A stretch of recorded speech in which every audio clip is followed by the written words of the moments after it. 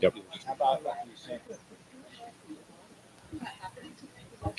I don't. Breakout zone.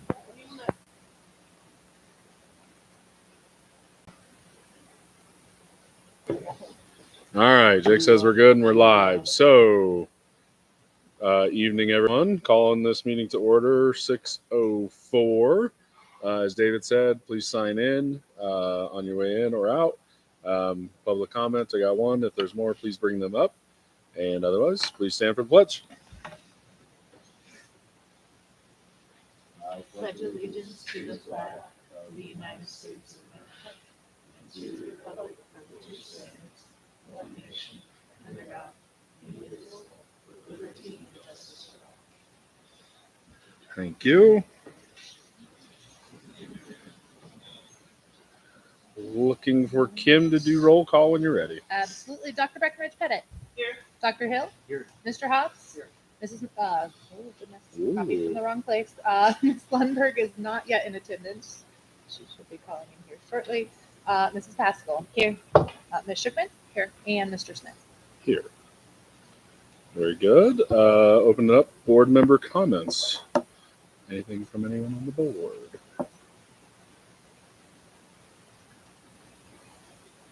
Okay. Thank you all for attending CASB. I know it's a little bit of time away, but always good info and good discussion and good networking and all the things. So happy that we were all able to take part of that. Hopefully next year Karen will be able to make it with us. So written messages to the board. We have 3 in our packets. We have the letter from Governor Polis, Loretta Gruber, and the Crest PTO, and public comments. Evelyn, that's all you for staff appreciation.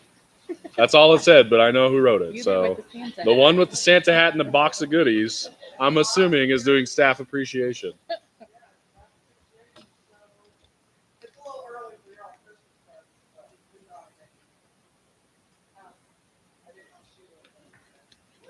You know where to find her.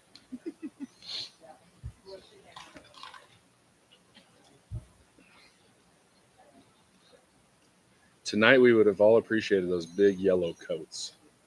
Oh yeah, the big yellow coats. Oh, those shirts.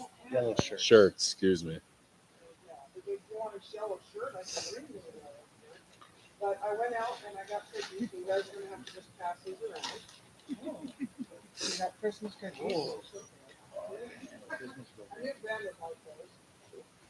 And then the staff appreciation, my committee, and myself and I all agreed that these were cute. That's the best committee. It's the best committee. Nobody argued with me. I bet there's a little bit of arguing. No, David tried. My hat has a story. I had the chat when I started driving my bus route. I started wearing it, and then certain things on here, like the bells, are from Nancy in the office, but most of the stuff is on here is from my kids that have been on the routes over time. So I just watch them. So, and my kids, who now have kids, see me in the store, and they see it, and I go, "Oh, you still have that?" I was like, "Yeah." And believe me, I did put a piece of coal in there for everyone. Wondering why it was so heavy. Karen is not here. Right. That's Okay. okay. So, and there is a little bit of everything in there. The coffee in there, the tea in there. Kim is your board secretary. Chocolate. And Matt, your name's too long. I was just going to put Matt, but I like to ask you. No, thank you. And that's for the staff appreciation. I will bring you up later, I guess.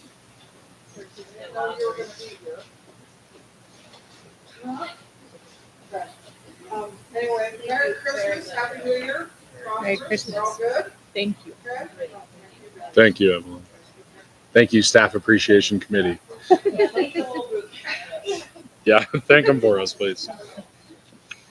All right. Moving forward, looking for an approval of the agenda with the following changes. We just need to remove consent agenda item E, which is the acknowledgement and approve of the exhibits for the service animals. We did not get through to that. Hopefully, we'll bring that back in the January meeting. So, uh, other than that, looking for a motion to approve the agenda as amended. Okay. Jim, questions, clarifiers? All right. Thank you. Dr. Breckenridge-Pettit? Dr. Hill? Mr. Hobbs? Aye. Mrs. Pascal? Ms. Schickman? And Mr. Smith? Aye. I almost skipped all the way ahead to the discussion item, so that would have been bad. Guest reports, we have none. Campus reports. The Longfellow Elementary team is here to give us a campus report. So, Corey, the floor is yours.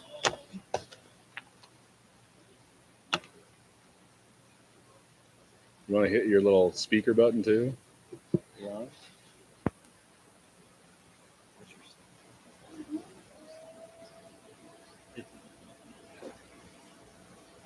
All right. Well, first, I just wanted to thank everybody while the old Wurlitzer's warming up here. Thank you guys for just having this opportunity to brag about our school. While this is warming up, I'll just kind of fill with like something I learned today. Our building is actually the third school that is on that piece of property. I was aware of the old one. The original Longfellow faced H Street and was built early 1900. And then in 1920, when Kesner was built, they moved all the high schoolers over there. That building stayed in place until 1960, when the old building was built. And obviously, when that building was past due, they built our building. So that's something I learned today. As we look up here, there's our wonderful building. This is kind of our unofficial mission statement that I put into place this year, and it just kind of drives what we do. Every kid safe, every kid learning, every kid loved. And as long as we have those in place, we're doing our job. Huh? Sorry. No. See, that's why I keep these people around. They're good stuff. Here's our enrollment last year. I was beating the drum on that quite a bit, and so I just wanted to have this slide in here. We still are the largest school in the district right now. As of today, we're at 453 students. We have 6 kids that are going to be enrolling after winter break. Last year, we were at 462 at this time of year. Going back in history, 443 was our big one. And so it's still there. I don't feel quite as dire, but just wanted to throw those numbers out to you guys. Something that's always in the back of the head. It doesn't feel quite as much pressure as last year, but we still got big classes and a lot of kids in our building. Our staff, Janae's here. I've got Jen and Kelly here. They really are the heart. You know, as I was talking about buildings, our buildings are just walls and a roof. Our staff is what does it for kids, and through them, they make me look good, and they do incredible things for kids. And so this is kind of the breakdown of our staff. Here's our Tier 1 teaching staff. Tier 1 is just what every kid gets. And so it's got our kindergarten team, our first grade team, second, third, fourth, and then our specials team. And our specials are library, tech, art, music, and PE.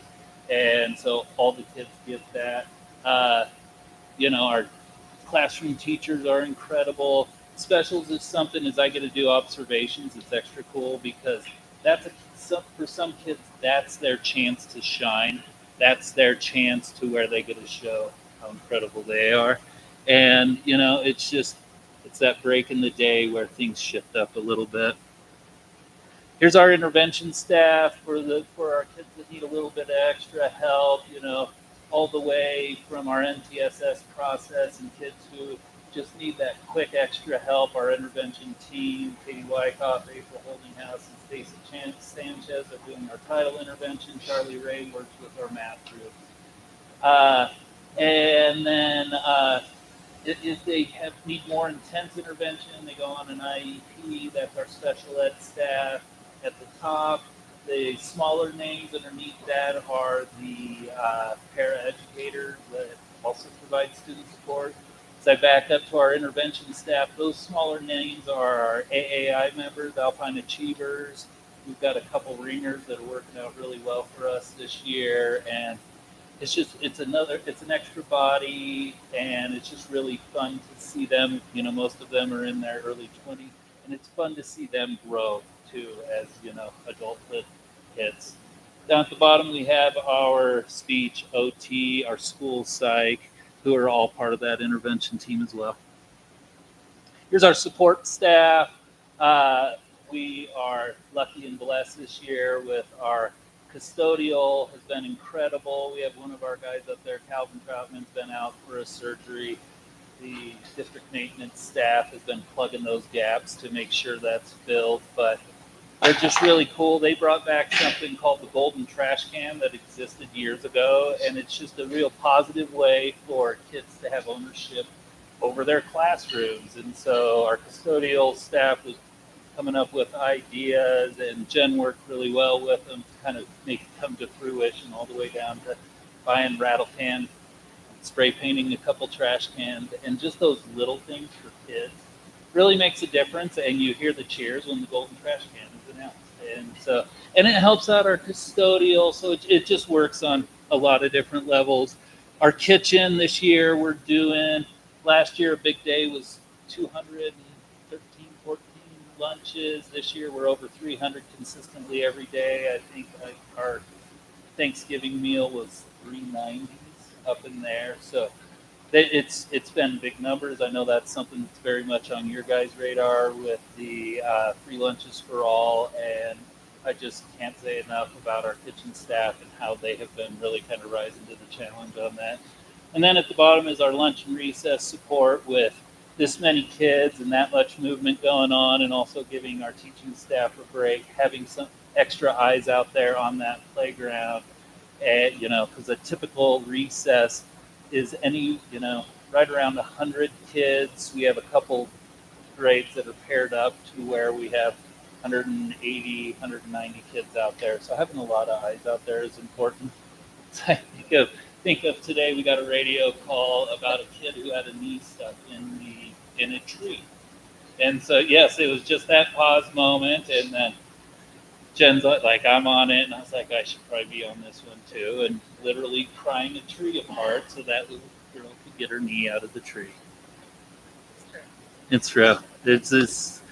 Here's our office staff. And so this is all the folks who kind of make things work. Myself and Miss Lang, I'm the general manager, she's the floor manager. We're doing behavior, we're doing all that kind of stuff, staff support. Kelly is our third in there that really, if one of us is out, she's the first one we're going to saying, hey, this is, this person's going to be out, this is what's going on.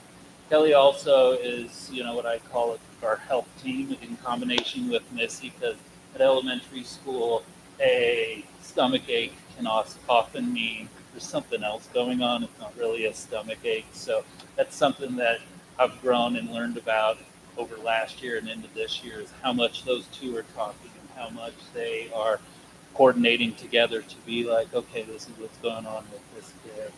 And then our secretaries, Betty is really she is the building. She's been there forever. She knows so much about our building. When I said there was 3 buildings this morning and I was talking to her about it, she's like, oh yeah, I remember that. And so she remembers back when that old building was there. Emily's new this year. She has been a parent in our district. She just has a really good energy to us, brings laughter, and has really been wonderful in our front office. These are our staff level committees, and this is kind of how we manage our work. We got our leadership team. They do schedule conferences, assemblies, curriculum. Our MTSS, and that is for kids that need extra support.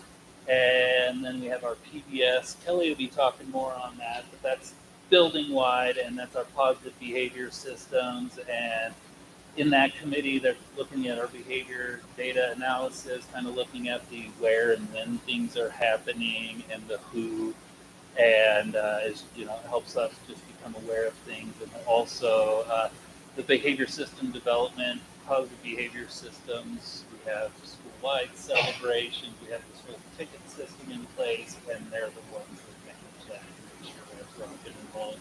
And then we have our events committee. That's something I introduced this year, and they just do planning and logistics of literacy night, math night, music programs, that kind of stuff. Community partners, Bree's in our building, works with us. She was just over yesterday helping us work through an issue. Sol Vista comes in once a week and meets with students. DHS, Derek C. is the school district liaison. He comes over bi-weekly and meets with us where we're able to talk through kids. LPA has been long-standingly amazing and continue to be so. Boys and Girls Club is really a huge one. I'd like to slow down on that one a little bit just because they do so much support for so many of our kids that need that extra time outside of school. Our timing and our calendar doesn't always work with every family, and they loop in. I'll put a little shout out from this other one of her drivers. A couple weeks ago, their driver was sick. People get sick, and they were going to walk over to Boys and Girls Club from Longfellow, that whole big group.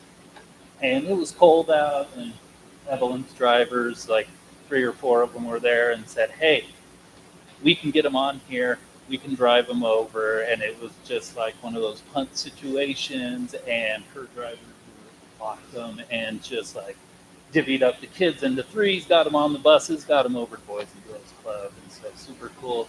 FYI, Rotary, Absolute Bikes, local artists, AHRA, on and on and on. And I'm going to turn it over to the Dean of Students, Ms. Jennifer Lang here. She's going to just talk a little bit about what she does. Yes. The biggest change moving from the classroom to the office is your time. So when you're an elementary teacher, everything is by the minute hand. But when you are in the office, you have a whole bunch of time. So it's super important to use, I found, to use my Google Calendar to help me stay on track. So following with our theme of kids are safe, kids are loved, kids are learning, kids are safe. So the first thing I do in the morning is check in with Emily and Corey and look at Time Clock Plus and make sure that all classrooms are covered. Sometimes, calls come in late, so I have to sub for maybe 10 minutes, half a day. So that's super important. Do a run through like cafeteria and recess supervision. A lot of kids out there, making sure those are all covered. And then our kindergarten teachers graciously offered to do like a soft start. So those kids come in at 7:50. So you need someone at the door greeting them, opening the door for all of them.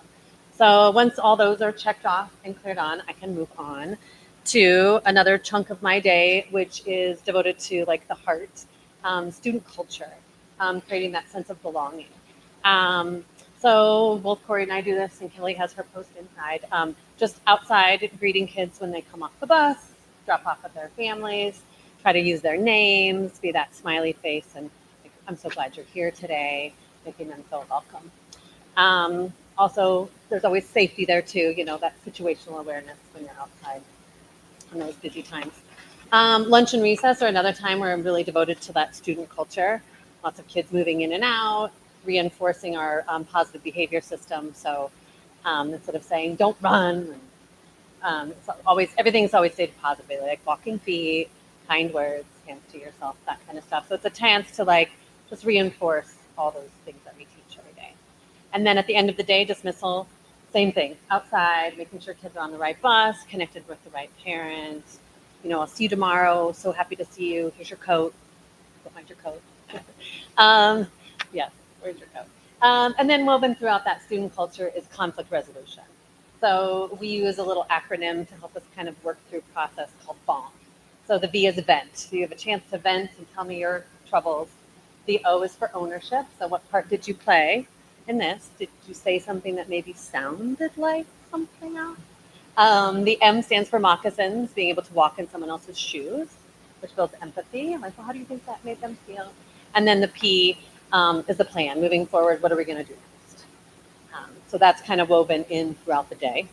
And then the rest of my day, there is some office time. Chunk in between those emails, parent communication, 504 coordination, and then assessments is, I think of it as like seasons. Like right now we're in the NWA season of testing.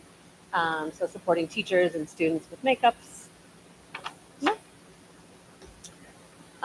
Transition to kindergarten. This October, a group of us, 2 of us from Longfellow and 2 from the Early Childhood Center, had the opportunity to go to a conference in Denver. It was a culminating work from CU and the Department of Early Childhood on best practices for the transition from preschool to kindergarten. One of the things we learned is really that the transition to kindergarten is not a single point in time, but like a continuum of experiences that set families and children up for success. So that was really lots of great resources. And the big why, like why is this such a complex transition for children and families? And in a nutshell, that preschools use developmental domains. So you're judging like fine motor skills, cognitive skills, like I can problem solve and make friends. But when you come to kindergarten, you're making that switch to academic standards. Can you know your letters and sounds, counting, all of that kind of stuff? So that can be hard for families and children to make that. So it's super important that we make that transition transparent and helpful. We do a lot of really great things. We have a Ready, Set, Go program for students who maybe need some extra support with that transition or haven't been to preschool. We have great relationships. It's a great thing of living in a small town. We go visit Early Childhood Center, the ranch, and Sunshine Inn. Some goals looking forward. We're working with Teresa, identifying children who haven't been to a formal preschool. So tapping into Miss Betty, who's watching kids out there. Community and parent events prior to entering kindergarten. Perhaps looking at some PLC time, some professional learning time between the preschool teachers and kindergarten teachers, building those relationships. Systemizing the student information form. So when we go to Sunshine Inn, sometimes just keeping it on track about like, systemizing that form of what we learn about kids. And then parent support.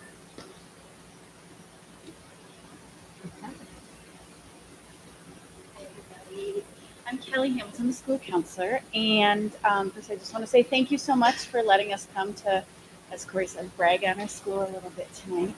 We have lots of really awesome things happening. I'm going to stick with Jen's kind of theme and kind of going with the day in the life and just kind of walk you through what the day in the life of the school counselor looks like. Of course, every day is a little bit different and things come up, but this is sort of generally what it looks like. So I start my day usually checking in with teachers. So before school is like the golden time for me to actually connect with the teacher, follow up on a conversation I had with a kid at the end of the day that we've got to have a plan for today for, or something like that. So it's a really great time for me to walk around and connect with teachers first thing in the morning. If I don't have any teachers on my list to check in with, then I usually beeline it to breakfast and then kind of go in the room, feel the energy a little bit. And usually you can kind of feel where the energy might be bubbling up a little bit in the line or with certain kids. And so I just kind of plunk myself right down with them and hang out at breakfast and kind of get the lay of the land and see what kids need to help them get off to a good start. Of course, I spend a lot of time on connections and relationships, and that's kind of how I start my day. I also, as much as I'm very much into the connections and relationships, I think that my teammates, Jen and Corey, would very much say I'm a data-driven person and really into, like, what does the research say that makes sense? What does the research, where's the research base behind what we're doing? Is this effective? Is this efficient? Those kind of things. So I work hard to really have conversations with purpose and implement programs that are research-based and then use data to make decisions. So this graphic there is super cool. So the blue graph is actually a kiddo that I have in a check-in, check-out program. I do this with a handful of third graders every morning and at the end of the day. And we check in the morning, we talk about how their morning went, we set some point goals for their behavior for the day. Throughout the day, they earn points from their teachers, and then at the end of the day, I check out with them. And so the blue graph is actually a third grade kiddo that I have in check and check out right now. And so, sorry, it's kind of blurry, but on the bottom, it's the dates. So those are all the dates And then on the left-hand side is the number of points that he has earned each of those days. And you can totally see how at the beginning it's kind of spotty. He's got some days where he really tanked it. And then now he's really starting to kind of level out and meet his daily point goals, ask for his points. It's really making an impact. So in fact, today I just started having a conversation with that teacher to say, hey, the data's looking pretty good. Do we want to talk about gradual release from the program? What does that sort of look like? So we've got a bunch of kids doing that, and we'll probably end up exiting a couple kids and putting some new kids in. So kind of a revolving door, and it's another kind of tier 2 behavioral intervention for our students. Of course, on, let's see, Monday mornings, I didn't mention, we do have, of course, our office team meeting. We've got attendance team meeting. I do family connections. So if we have new this year, our attendance team is meeting every single week where we're actually looking at kids and looking at data again, like what kids are coming what percentage of the time. Are there kids that who aren't sick but still aren't coming to school or aren't making it to school on time in the morning? And then what can I do to help? So I might be calling up a parent and asking questions, trying to understand like what is the barrier for them, and then are there things that we can do to make a plan to help them get to school on time every day. Of course, PBS, you heard both Jen and Corey talk a little bit about positive behavior support. This is our 3rd year of implementation. Sarah Rebo, our school psychologist, and I co-facilitate our team that meets monthly, and we kind of make all the ROAR systems sort of work. So it's basically, in a nutshell, it's teaching the behavior we want to see, the positive behavior we want to see. It's acknowledging those behaviors, and then it's having systems when kids aren't able to meet those behavior expectations. So our traveling trophy is part of that. There's ROAR tickets that feed into a traveling trophy. And so on Monday mornings, I award a class the traveling trophy. So the kids are very into this traveling trophy, which is super cool. In the afternoons, Corey, Jen, and I we try to meet every single day to do what we call Kid Connect. We do some management stuff too, but it's mostly Kid Connect, which is what are some of the kids we've talked about today or met with today? What's happened today? We want to really like grade our work together instead of working in silos and then coming together and realizing, oh, we worked with the same group of kids. So this is a really great opportunity for us to connect every day on the kids that we're working with. We also meet with Derek from DHS, our DHS liaison, every other week during that time. And that's a great opportunity to kind of collaborate our work that he's doing on his end and we're doing and keep that open line of communication, which has been really awesome. Of course, I'm doing counseling. So I see probably 8 to 12 kids on my individual counseling schedule each week. Those kids have, I've received written parent permission for those students. It's brief solution focused counseling. So it's sort of what's a short-term need that they might have. If I feel like it's going to be more longer term, I might be connecting with parents and referring them out for longer term counseling or therapy. And so that's also kind of a revolving door. I'm really just there kind of to respond to kids' needs. And as the needs come up, then I'm there to help them. And then let's see what else. There's a couple other examples up there as well. I always have some projects going, usually often they're PBS related. Right now, I'm working on Wednesdays during lunch and recess with a group of leadership kids from 4th grade that Janae and her team have kind of handpicked from their classrooms to come meet with me for the month of November and December to create what we call a ROAR video, which is basically to reteach all the ROAR expectations, be responsible, be respectful, so that after winter break, we know that sometimes our kids sort of forget some of the expectations. So this is the way to kind of reteach them. So that first day back from winter break, all the kids in the school will watch this little video that this 4th grade group of leaders has been working really hard to create. They do the writing, they do the directing, and they do the filming of it also. And then group counseling, last but not least, this continues to go up every year in terms of my number of kids who are interested in doing group counseling, which I feel like is something for me to celebrate. I feel like one of my roles is to sort of normalize talking to someone, if you will, going to counseling, going to therapy. At some point in most of our lives, it might be helpful to go talk to someone. So it's not very threatening. It's kind of fun. You get to talk about hard things. So I'm really excited. This year I had 79 parents 79 kids whose parents felt like group counseling might be helpful accessible for them. And last year that number was like 50 or 55ish, so it has been increasing over the past 5 years. It's about 17% of our population. I end up having 3 to 4 groups per trimester, about 20 kids per time, which is great. I still feel like it's manageable. I've got a little wiggle room to add if the number keeps going up. The main topics usually are family change, which is for parents who have separated or divorced, and anxiety is definitely the most, probably 75% of groups are around anxiety, teaching some basic like psychoeducation. What is it? Where does it come from? How do you recognize it? And what do you do about it? My groups are really fun. Kids love to come. I think they love to come. They usually love to come. And then, so that's really awesome. And then the very last thing is my bookends of my day are that check-in, check-out program. So I wrap up my day checking out with the same kids that I checked in with in the morning up in 3rd grade. We reflect upon their point sheets. Usually my 2 questions are, what are you proud of today? And then, is there anything you can do better or differently tomorrow? And I think that's it. Back to Corey.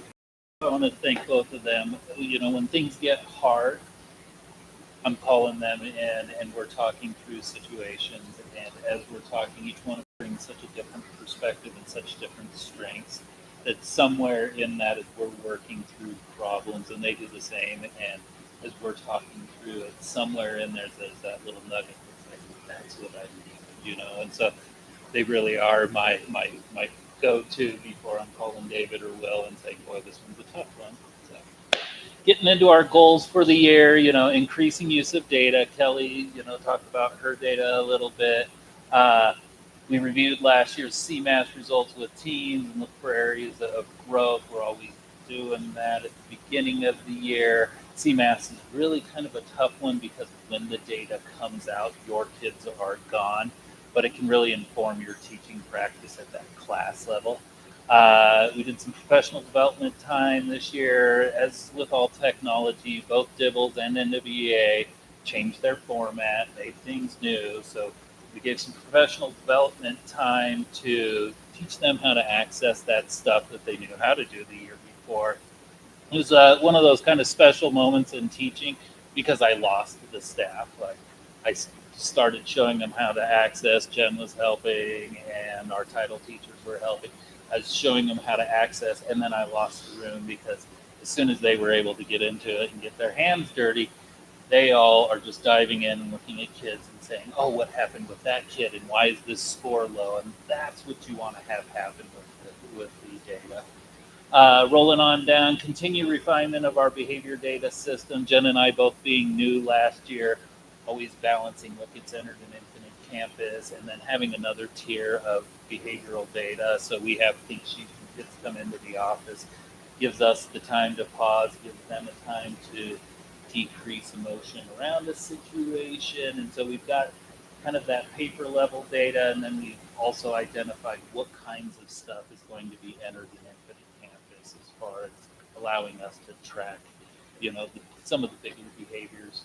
We're currently doing our mid-year assessments, as Jen talked about, and then Kelly talked a little bit about our weekly attendance meetings. That's new this year, and that's just something that attendance is nationwide is more and more of an issue. It is, we're seeing like federal standards, I think, across the country coming out of COVID. People have a different take on attendance. And as Kelly often reminds us, attendance isn't the problem, attendance is the system. And so she was talking about family supports out there, reaching out and just saying to families, hey, what is the barrier? How can we help? What can we do? How can we get the kids here? And so that's been super helpful. Those attendance meetings are myself, Kelly, Missy, and Betty, our attendance secretary. And as we're going through it and, as we learn to know each other's strengths and weaknesses, one thing I've learned about Betty is if she's saying attendance is an issue and I need to be calling a family, that's a family I'm calling. Hands down, no hook barred. Missy gives us that perspective of, oh, they went through this one's legit. And so it's just, fun's probably not the best word, but it's energizing to see something that's being effective and pecking away at problems. Another one is just continuing to expand our PBS. And as we talk about positive behavior system, I just think of like my dad teaching me to change a tire, and it was just like, not a lot of direction on the front end, and a lot of screaming and yelling as I was like dropping the lug nuts underneath the car and that kind of stuff. And so PBS kind of flips that on its head, and it really is like properly teaching somebody how to do something, how to do the behaviors, what the expectations are, and then constantly reinforcing it. And so I won't go through that upper part too much, but this is kind of some of the stuff we're just slowly continuing growing it. And so this year, I set out with staff, that I want classroom behavior expectations listed in that ROAR format. And ROAR is respect, ownership, always safe, and responsible. And basically, you can fit all rules underneath that. So classrooms across the board, just varying levels of teacher comfort level, but they all have their classroom ROAR expectations posted. And then the next one, and I worked with Mr. Dobson on this one, was developing that line item budget. I had to kind of, you guys all know money's a little tight right now, so I pulled some money from a couple other places and moved it around into and made a specific line item for continued sustainability of PBS. Having that line item budget, as you look into other schools, PBS is research based. It decreases the number of your behavior incidents, and other schools are spending thousands of dollars on it. This team, I came into it, they've been going for about a half year, and this team, had been just making it happen, and with volunteer hours, donations, and that kind of stuff. And so even just by having that $500 in there, it helps us with our school-wide celebrations for when it's at that point. We have our weekly celebrations with classes getting their stuff, but this is kind of to keep things going. Some things we've spent past money on is signage, and just having signage in the cafeteria, in the hallways, in the bathrooms, and then we've got a big one that we put on the playground for this year. And then the final part is our kids, and that's what really makes Longfellow special. And so we just reached out and asked a couple of them what makes Longfellow special. I don't know if Jake's here, and I'm hoping the speaker works. Okay.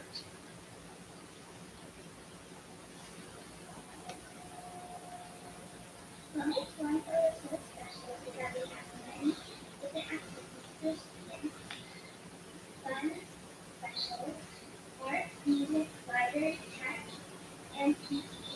We also have school activities to help students learn. So what makes Longfellow special is everything, even the school nurse. Aquí me gusta la escuela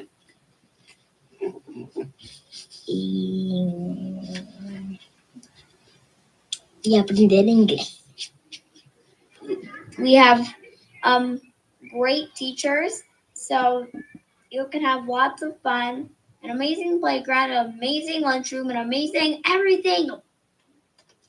Longfellow is good so you can learn how to read, and you can learn a lot of stuff like math or science. I think something special about Longfellow is that every teacher here is nice. We also have ROAR, which stands for Respectful, Ownership, Always Safe, and Responsible, ROAR, and it is a program where we collect tickets and see who has the most at the end of the week, and which class has the most earns a special reward.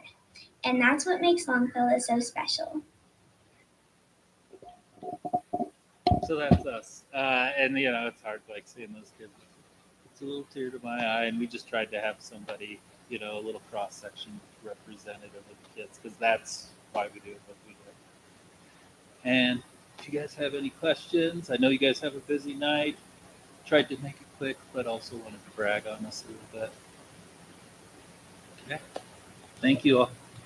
Thank you, Corey. Any questions for Corey? You betcha.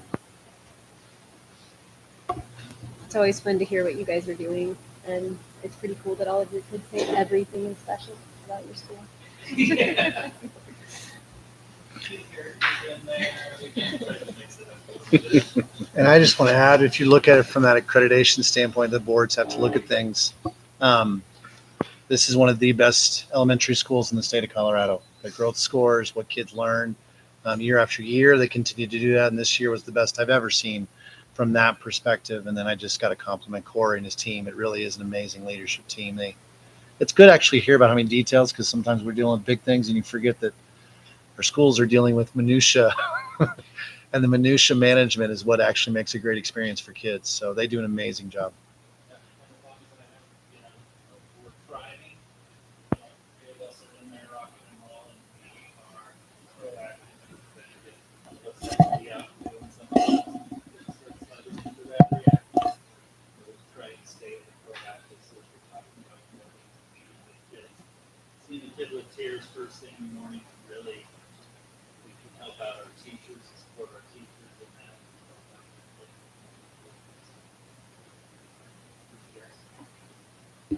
Thank you, Corey. Moving beyond Longfellow, any questions or comments for any of the district reports from our other leadership? Hearing none. David, turn it over to you for an update.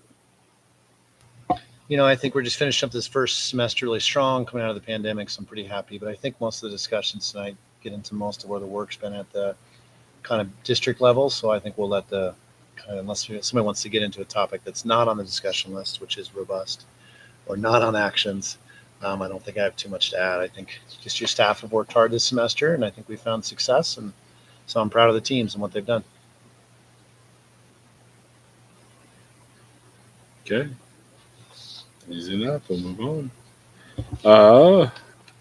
Thank you all. Feel free to leave. I don't think we're going to take a break yet, so we'll keep diving in. If you want to leave, please feel free to, and have a Merry Christmas, Happy New Year, Happy Holidays, all the things. So thank you. Consent agenda. Looking for a motion to approve the consent agenda. Thank you, Dr. Hill. Second. Any questions, comments?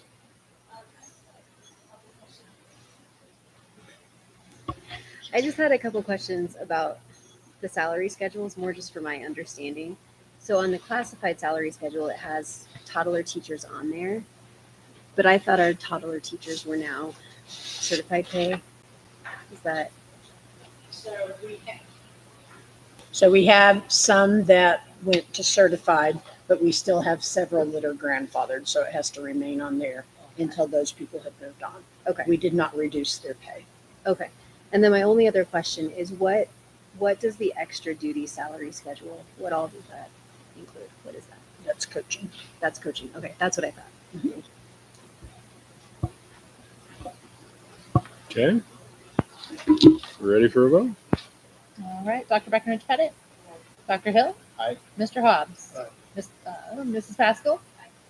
Ms. Schickman. And Mr. Smith. Aye. All right.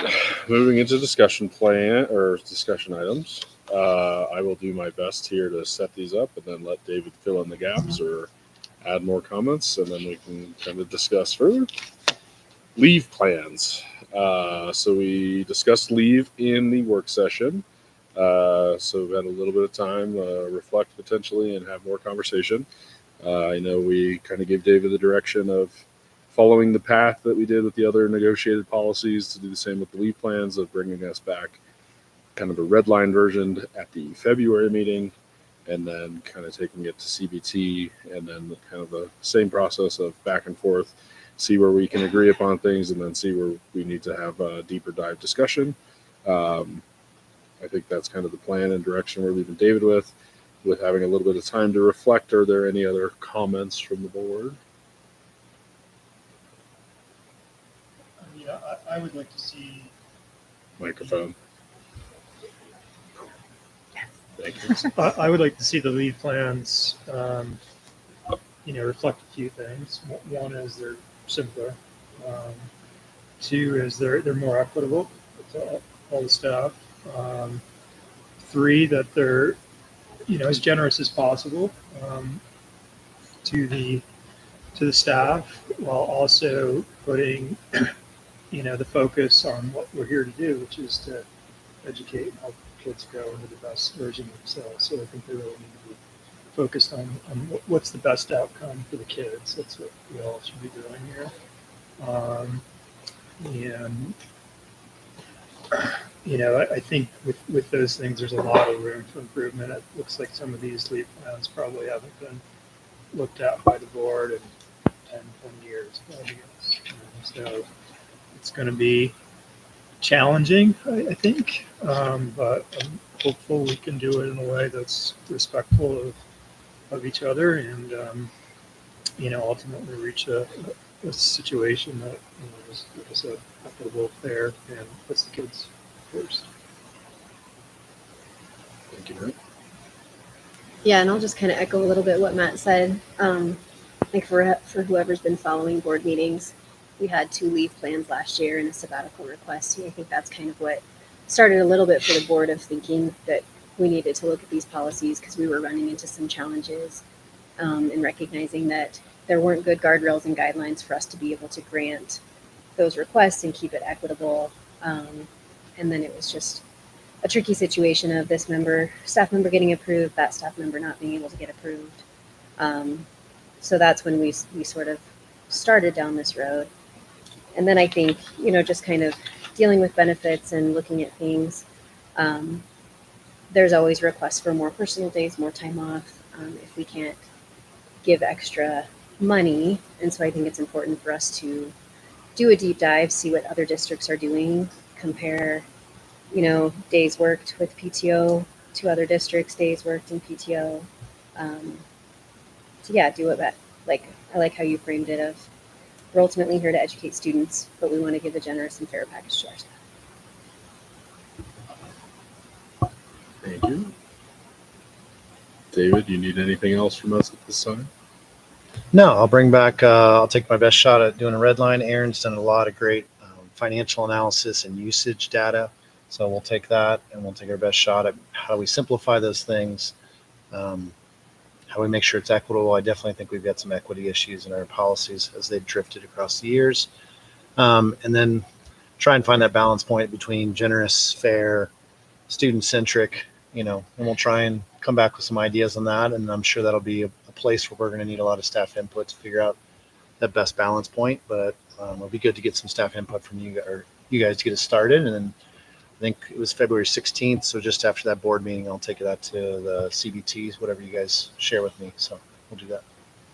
Dr. Blackburn, when you're making comparisons between what other schools give for time off, is it going to be difficult to evaluate those schools that have 5-day schedules, 5-day work weeks versus 4-day? Yeah. Because no it matter looks what like you do, you're going to say hours might be equitable, but there's going to be a certain level of hard to make apples comparison. You get some apples and oranges, but do what we can. I would just throw in that one way to look at it is how many days off, because the days off are 24/7 or 24 hours. Mm-hmm. Days worked, of course, are going to vary between the 2 different groups. That makes sense. Something to consider. I appreciate that. That's helpful. David, are these just going to, this red line policy going to be in the board packet the weekend before, or do you anticipate having this a little earlier so that we can give our input? February 1st, I'll make my deadline for myself. Like it's in the board packet a week ahead of time. If February 13th, that would be 2 weeks almost ahead of time. But I'm going to shoot for February 1st. And if I have anything sooner that I can send out, then I'll do that. Because it could be that some of the pieces and parts are simpler than others to clarify.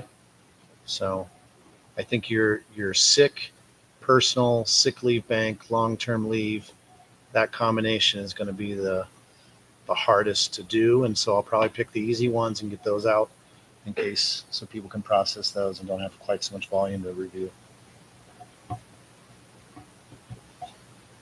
Okay. All right. We will move into the next one, strategic financial plan draft. I believe this is what we're all arguing what to call it, but kind of our financial philosophy or financial policy, whatever you want to call it, regarding kind of how we divvy up the pie. I know that we have seen this and kind of discussed it a little bit and tried to get some inputs from various levels of kind of what is towards staff and salary and benefits, what is towards kind of facilities and future needs, and then also just the generic overhead, keeping the lights on, running the electric, etc. Which all of those have different kind of variations in between.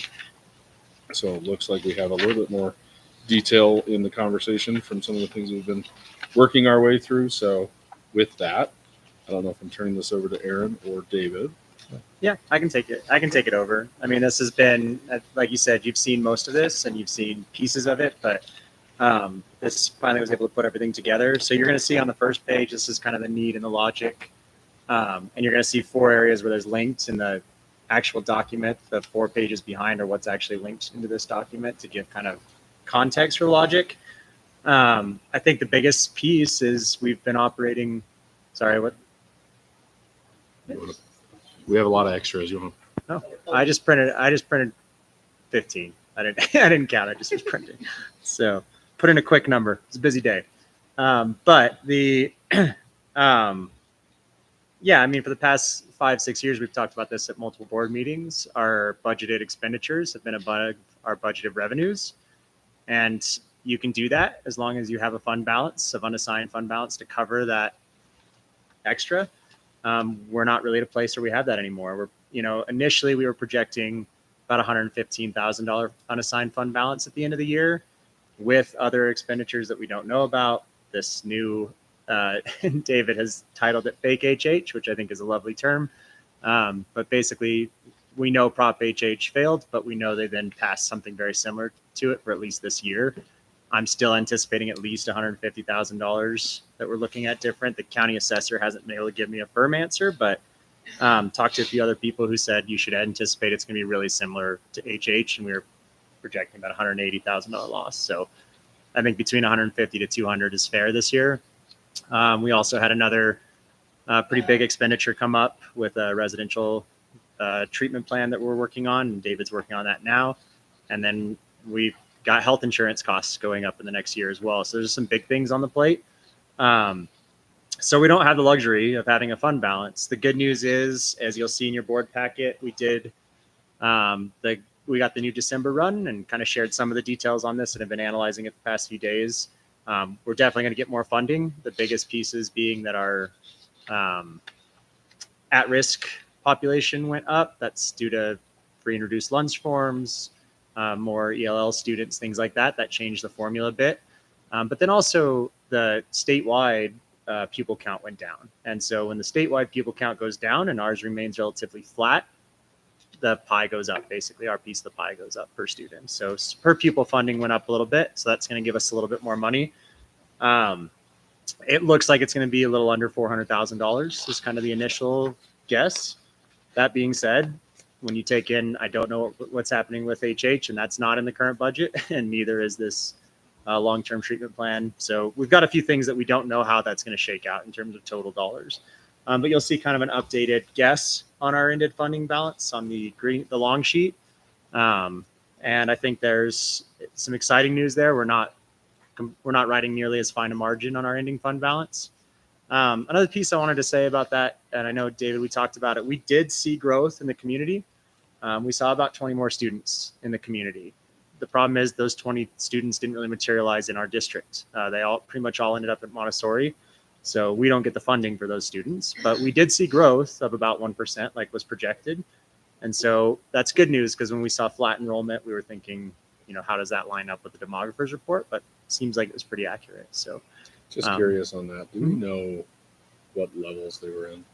I do not. Could we get that information? We could ask. We can. It would just be good to know. If we're talking 28th graders that might be in the system next year. Yeah, no, I think that's a good point. It's not in the run. It just says charter students in the run. So, but yeah, I'd like to dive deeper into that. But yeah, it looks like I said, you're looking at potentially, $400,000 more. You had an unassigned fund balance of about 115, but we still don't know about HH. We still don't know about this treatment plan. So there's a couple things that we have to find out, and we won't know that until January board meeting for sure. when we actually certify the mills coming up.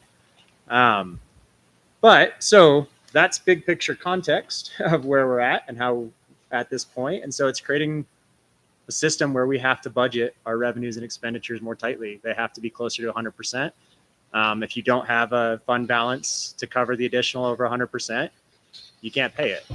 And so that being said, the plan is to try to budget 100% next year of revenues and expenditures.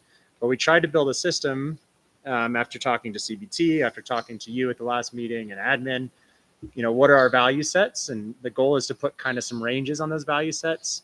How much should go to staff of our revenues? How much should go to savings? How much should go to overhead? How much should be available for the board for one-time overhead uses throughout the course of the year to kind of deal with some things. So I built data over the past 5 years. You've seen a couple of these graphs before, but basically the first 2 pages are outlining that logic and kind of came to the determination that in order to be able to do 100%, which is the goal, we have to be looking at staffing costs being between 80 to 85%, yearly recurring overhead being between 15 and 18%, one-time capital projects overhead being 1 to 3%, and savings for the future being between 2 to 4%. And so that gives you ranges every year. And I think the idea is if we can have some type of context, we can go into budgeting season and say, are we within our ranges or not? And if we're not, why? What's the explanation here that we can have on that? So it gives you some ability to hold me accountable, I guess, going forward to some of these things and be able to make sure that that you're meeting the needs that kind of the staff and yourselves have agreed are priorities for the district. So there's a lot more context in that. I feel like I'm running through it a little bit, but that's the idea behind the first page and explains a lot of the thinking. And then you'll see the second page is a previous financial plan that this district has used just to kind of name priorities, basically. As you get to the third page, you're going to see those graphs that I've shared about how have we broken things up and how do we compare these year to year. And the back of that gives the logic on what codes are we comparing. So you can go with any district and compare quickly. How do they run their staffing? So for example, the other day, somebody asked me a question, where's Leadville at in terms of staffing versus overhead? I can go into their budget and go into the amended budget uniform summary, and I can pull the exact codes that I'm pulling on my sheet, and I can compare us apples to apples with another district. So we can do that. And so I think it's really valuable to understand what we're looking at. The next page that you're going to see has to do with savings, and we're going to actually come back to this page, I think, in a second. It's discussion item D.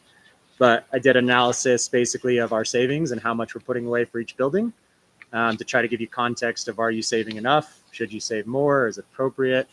Are you robbing from today to pay for the future? Those types of things. And then on the last page, you'll see some of the responses, basically the average that the board gave me, admin team and CBT, around where should our percentage of revenues go for certain places and what fund balance should we be targeting. And so all of the back pages are basically giving you the logic for kind of how I came to some of the ideas I came to. I know you've seen that, and I know we've talked about it, but I wanted to go through a lot of it in the public meeting so that people understand what the thought process is. So I don't know if there's more questions beyond that, if we want to talk deeper about it, David, or. Thanks, Aaron. Any questions for the board? Aaron, I don't know if this is draft format. It is. We're going to work our way through final. I think we may need to simplify some of the language if it's public consumption, especially. And then formatting, whatever it may be. But I like the thought process of it. I want to call it a philosophy. We can arm wrestle what we call it, but to somewhat formalize for the district. So I appreciate the work that went into it, and kind of like the outputs that we have so far, and gives us something to think about and kind of work on going forward. So. Yeah, it's definitely draft format. We've been pushing to get it out in the last 2 weeks. And so want to make it a lot cleaner, a lot tidier as we get it public. But this gives you all the context of everything that's gone through my brain in the past month or so. This makes it easy to understand where we're at and why and what's available. So thank you. Just so you're aware. Go ahead, Mandy. Well, I was going to say, I think the other thing is you did all the back work and like all the data analysis and all of that, which is super helpful. but I think it's important for people to recognize, especially on that last page, that in terms of arriving to those percentages, that like you said, that was a discussion, asking the board, asking the admin team, and asking the CBT what percentages we all felt like were appropriate, and then sort of taking averages based on the data that you gave us. So just want to make sure everybody knows that all of those groups were involved in giving their opinion on what we thought were appropriate allocations. Yeah, and I think it was just to go through my thought process on that too. You know, I went to everybody before I dove deep and said, what are your priorities basically, and what percentages would you put to it, and then tried to come up with a formula that could get us to 100%. And so we went back and looked at the past 5 years of overhead costs briefly, and there's just not a lot of places to cut. You know, we tried to figure out, well, are we overspending on overhead or not? And there's just not many places in overhead where we're overspending.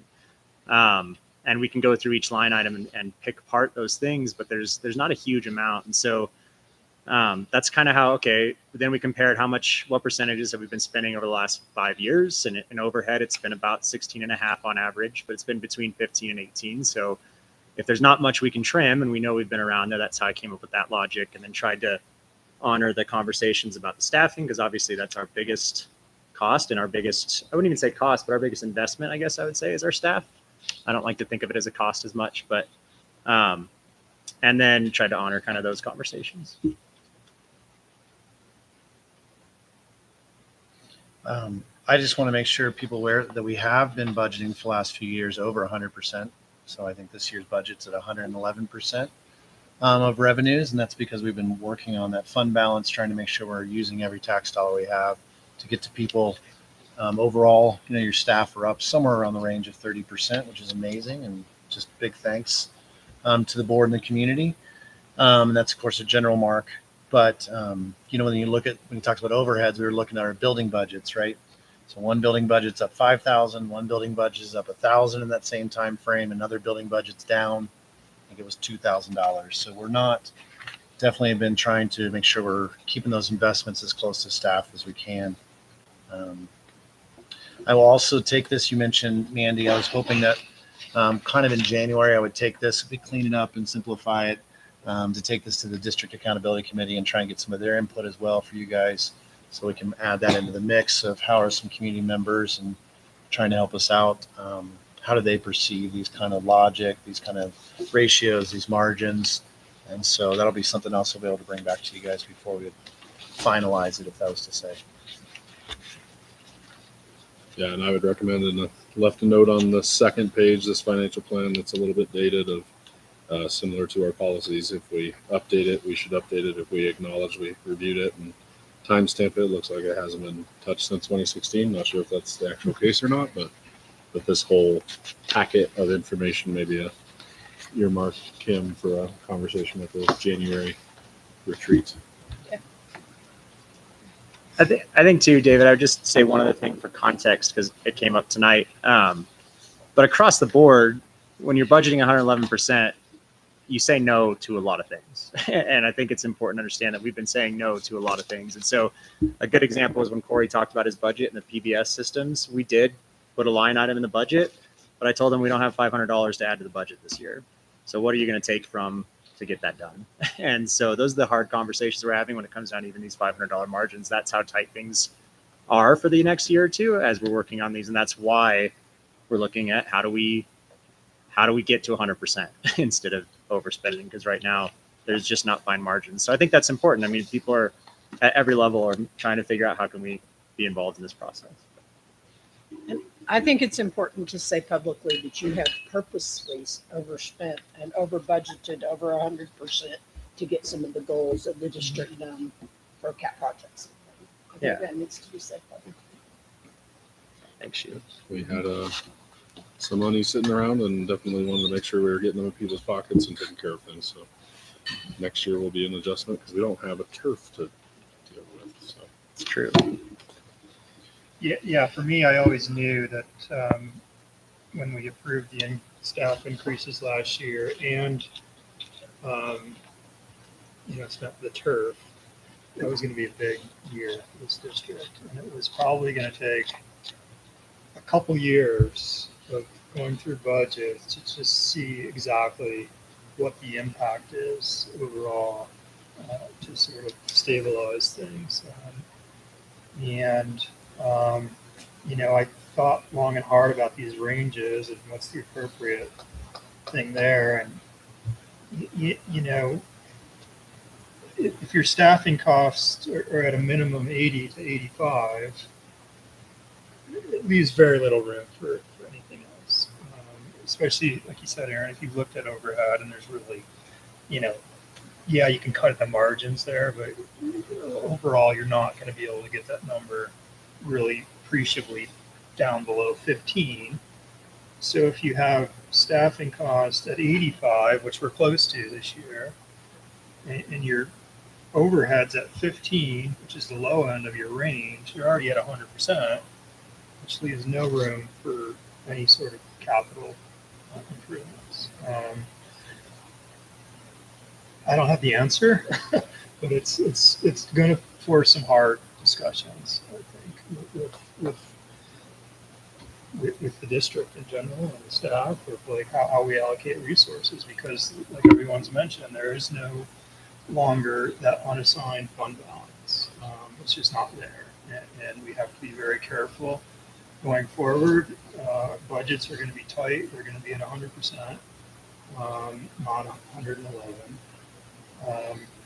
So the margins are just going to be tighter, and I expect the conversations will be harder. Yeah, I think one of the things that has stuck in my mind, I think it's important for the community and for the board to understand, is if you just take overhead and it's at 15% to 18%, and you say, well, cut 1%, cut one of those percentage points so that you're down from 16 to 15. In order to do that, you have to go to every single one of your managers and say, I need you to cut your budget by 7 to 8%. So cutting 1% off of the total budget, you're asking those people to cut their budget by a much bigger margin than just 1%. And that's where I said to get any gains on the overhead, you're asking all of your managers to cut their budget, 8%. And it's not there currently. We're working really hard to find, different parts of just our processes on, are we overspending on anything? Can we cut anything? But it's not easy to do. And I think that that's an important number for people to understand. You think, well, just cut it 1%. It's not that easy. It's pretty complicated. Yeah, it's been, I'm looking at this, nice form from CBT about the increases to base and the steps and things like that. And remembering back a year ago when that was all approved, and trying to be as clear as possible as a board about how we felt about the budget and how we felt we were pushing the budget. And it does seem like maybe, there was an issue when we talk about bonuses, retention bonuses, and people seeming to not have known until now that wasn't happening. And so that's been a little challenging, I would say, for some of us on the board to know that it was said pretty clearly sort of what we were looking at this year, and now being in a position where people somehow weren't clear on that, or maybe it was implied to them that something else was happening. And so, I don't know, as we look at these numbers, that's sort of hard to reconcile.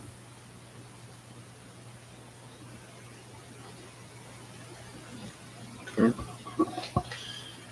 right. Thank you all. Aaron, thank you. And Sheila and David for putting this all together. And rough draft, but I think it puts us on a good path forward, and we'll dive in a little bit deeper and kind of make it better for public consumption. So, next one, insurance. I think we're all well aware insurance costs never cease to slow down or decrease for sure. So we're seeing another increase in insurance coming up this next year, but also trying to make sure we maintain all staff benefits to the best of our ability. So, David, you want to give us the deep dive discussion that we need to talk about? I'm going to defer to these two guys. This team's over here has been doing more, so I'll defer to you guys. Yesterday we met, the insurance committee met for the first time with some rough numbers. They're not exact because the year end isn't exact, and CEBT will not give us our actuals until the end of the year. But we're looking at, for health insurance, we're looking at somewhere between a 15 and 17% increase. Vision will not go up. They do not think. and dental will go up about 10%. So we looked at numbers with the committee, without, like I said, without the Willis Tower Watson folks, to try to see what we can do with the monies that we currently have and see if we can't rework some of, because right now we fully cover health, dental, vision, accident, and life. And is there a way to use the monies in a different fashion so we can cover all of health and maybe people opt into some of the others? But we're kind of looking at all types of different options with what we currently have. We're also going to evaluate some options that we don't currently have as far as different plans go. Um, and then there was quite a bit of talk from the committee of, not as a criticism, but everybody thought the benefits were pretty solid, but there was question around, does everyone know how to use them to their benefit, not just when I get sick, as a preventative thing. And again, that's no criticism towards anybody. It's really a question to find out from staff. And if we are using those benefits to our benefit before we're sick, you're better off. And people are going to get sick. People are going to have illnesses. People are going to have babies, and there's going to be unexpected things that happen. So we look to, hopefully in January, we'll meet again, early January, and we can bring something back to the board as a recommendation using, right now we're looking at the same dollar amount per person, and maybe restructuring some things to meet that. We're also looking, Erin's done some work, Sheila's done some work on what that increase actually would cost the district if we wanted to cover it, or what we want to cover. Because if we keep what we have, it's 15 to 18. If we look at another option, it's still going to be plus 10%. So either way, we're going to have to get a little creative with our options. I don't know, Erin, is there anything else I left out from yesterday? No, I think it's good. We can go through the numbers a little bit. If you were to pick up everything, and this is initial, but it's about $75 a person per month if you picked up everything, which comes to about $225,000 just for health. It's close, but yeah, that's primarily health. I mean, the numbers are based on 250 people and $500, so it's close. But yeah, that's primarily the health is going to be $225,000 roughly if it goes up by 15% for the year. So big increase. Last year you all took on an 8% increase, which is fabulous. Is it the increase 225,000, or is the total? No, the increase would be 225,000. Okay. And what that equates to is basically $75 a month per person times 250 people for 12 months. And I actually want to call back really quick to something I didn't say on the financial plan a second ago, but I think it harkens to my thinking and my philosophy on some of this stuff. So at the end of the financial strategic plan, I put a comment on there that's really important. Every dollar you choose to spend is also a decision to not spend that dollar somewhere else. And I think that's something that you're going to have to think about. I think CBT is going to have to think about that through the discussions that they have going forward. From me, when I start to think about how can we best spend dollars on staff, one of the things that I thought about is, okay, if you just took $225,000, the nice part about covering insurance is the entire amount that you're putting is going towards something for staff. When you do salary increases, when you do bonuses, there's a there's amount of that money that comes off in taxes for the employee that comes, so they don't realize that full amount. Now, I'm not going to say that that's the right way or the wrong way, but from a district-wide perspective, there's something to be said there about I value putting every dollar I can towards staff in some way and not towards something that they're not going to realize a benefit from. I'm not going to say that that's the way that everyone thinks, and I think there's plenty of opportunity to disagree with that, but that's something that I do think about when we're investing those dollars in staff. I think another thing to think about is if we have even the option to potentially cover that, which I don't anticipate that being a reality, but covering the cost of insurance equitably covers every employee versus our steps and levels don't cover employees who are frozen on the salary schedule, correct? Somewhat. Not everybody takes advantage of our insurance, and so those people wouldn't see a benefit. Okay. So it's similar to steps and levels. It benefits the majority of the population, but there's going to be some people who don't benefit from those decisions as well.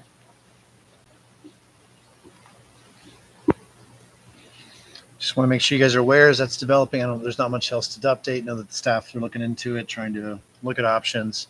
But if we're going from 111% budget to 100% budget this upcoming year, that's going to pressurize that conversation. Okay.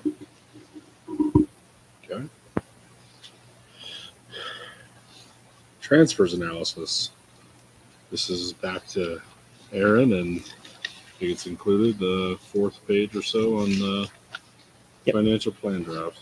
Yeah, so on the fourth page of that, you're going to see the transfers analysis. This is, and I've shared this with multiple parties as well, shared it briefly with CBT at the last meeting.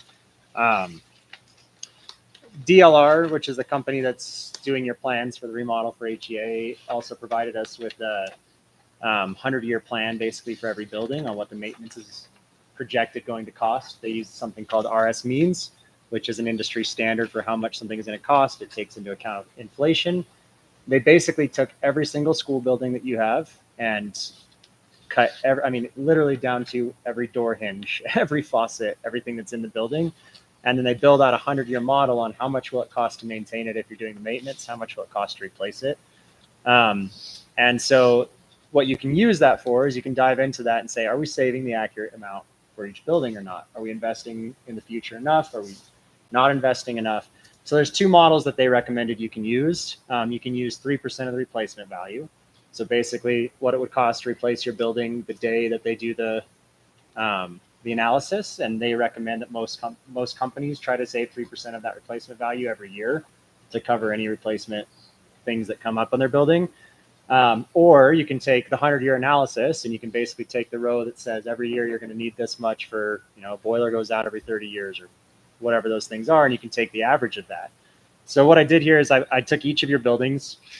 Like I said, there's 7 buildings currently. I did the actual transfers that you're doing, and then I did the projected needs using those 2 different models. If you take HEA and Kesner, I pretty much threw them out because there's obviously just bigger discussions you're having around those properties, and you made it pretty clear in the last budget cycle that we're not really investing in the future of those buildings at this point. And so I kind of took those out of the model. But if you take just the 3% replacement value, like let's just look at the middle school, that model is recommending that you save $234,000 a year to do the upkeep on that building. Right now, you're transferring $50,000. If you do the 100-year analysis, it's recommending that you save $250,000 a year, whereas right now you're saving $50,000. I think publicly, the point of this is you're never going to get there. I don't think you're ever going to be able to save this amount of money and prioritize staff and prioritize capital projects year by year. We're on a fixed income. We're a government entity, so we're never going to be able to get to that. But I think the question that David was asking is, are we saving enough? Are we doing our due diligence? And I think you have to balance this. Are we saving enough, or are we robbing from today to pay for the future? When I look at these numbers and I look at like the high school, their models project you should be saving a lot more. You're saving the best grant or the best grant for both SHS and LES. They're recommending you save quite a bit more. I don't know how you get to those numbers, and I don't think you realistically can without sacrificing somewhere else. Again, spending or saving $1 is a choice to not spend or save $1 somewhere else. I think you're pretty close to what you're going to be able to afford currently. I don't think decreasing the transfers is going to be of a ton of value. One thing to note is you'll see on your board sheet, you're transferring about $664,000 a year. This is just your buildings. So there's transportation in that, there's resource adoption in that, there's school impact fees, which, lots of those things that are in there. And so I think that that's important to realize, but I don't think you're saving too much for your buildings. I think these models say you're not saving enough, but I also wouldn't necessarily recommend upping those, especially in your current budget. I just don't think you can at the moment. So.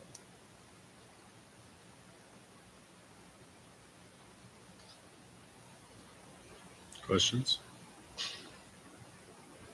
How much did we pay for that evaluation? That full evaluation, I think that was $32,000 to get that fully updated. Okay. Sheila, correct me if I remember wrong. That was what, 2019? 2019 is the first time we did our master facility plan. So this is ensuring that our master facility plan has this analysis in there for community. Yeah, I mean, I think obviously there's the wide discrepancy in many of the categories. I guess the only caveat to me, which the gap is not as big as there's, and maybe I'm wrong here, is when we have capital monies that aren't shown here that are going to building projects, um, as well as, uh, well, really, I guess just the capital projects going to those various building projects. So I don't know if that takes in lieu of some of these projected needs or not, but certainly, obviously, with the cost of things increasing across the board, we know that we are saving the best we can for future needs, but clearly these reports are showing we're way short. But Joe, I think the answer to that is no. In terms of capital projects year by year, they have another line item that's for. So they have one line item that's for what's it going to cost to maintain everything. They have one that if you maintain it, you're still going to have to replace some things, and so that's the second line, and then you have full replacement value. And so I would say that the way you've been spending capital projects for the past few years, as I analyze that, it kind of goes in that second row, which isn't on this analysis at all. So it's slightly different. I mean, I think that's more of the maintenance and not the replacement line, if that makes sense in their model. I was hoping that would not be the case, but yeah, but I want to be honest about it. And obviously, if a board member wants to go through these full massive spreadsheet models, we're welcome to sit down with you and go through line by line if you need to understand the analysis. But it was just very helpful for me. We didn't really have this number before. I can learn last year saying, well, we need to save a little bit more, just looking at inflation. We hadn't really adjusted those numbers. So we kind of took this at least gives us now a good, strong logic that's industry wide to say, okay, I can at least see and understand whether I'm comfortable with that question or not. And so I think it's helpful. cool. Any other questions? Beautiful. Tax law change. We'll jump into that and we'll take a break. I don't know if there's going to be much discussion on this based on some legal correspondence, but pass it on. No, I just think the community's got a high level of interest in this. I know if you've looked at your personal property taxes, people are going to be very interested in this. I think it's important that there's conversation about it. So I'll start, and Sheila and Aaron, please step in and correct if I say something poorly. But one thing I think is important, the difference that's really hard is the way property taxes fund K-12 education statewide.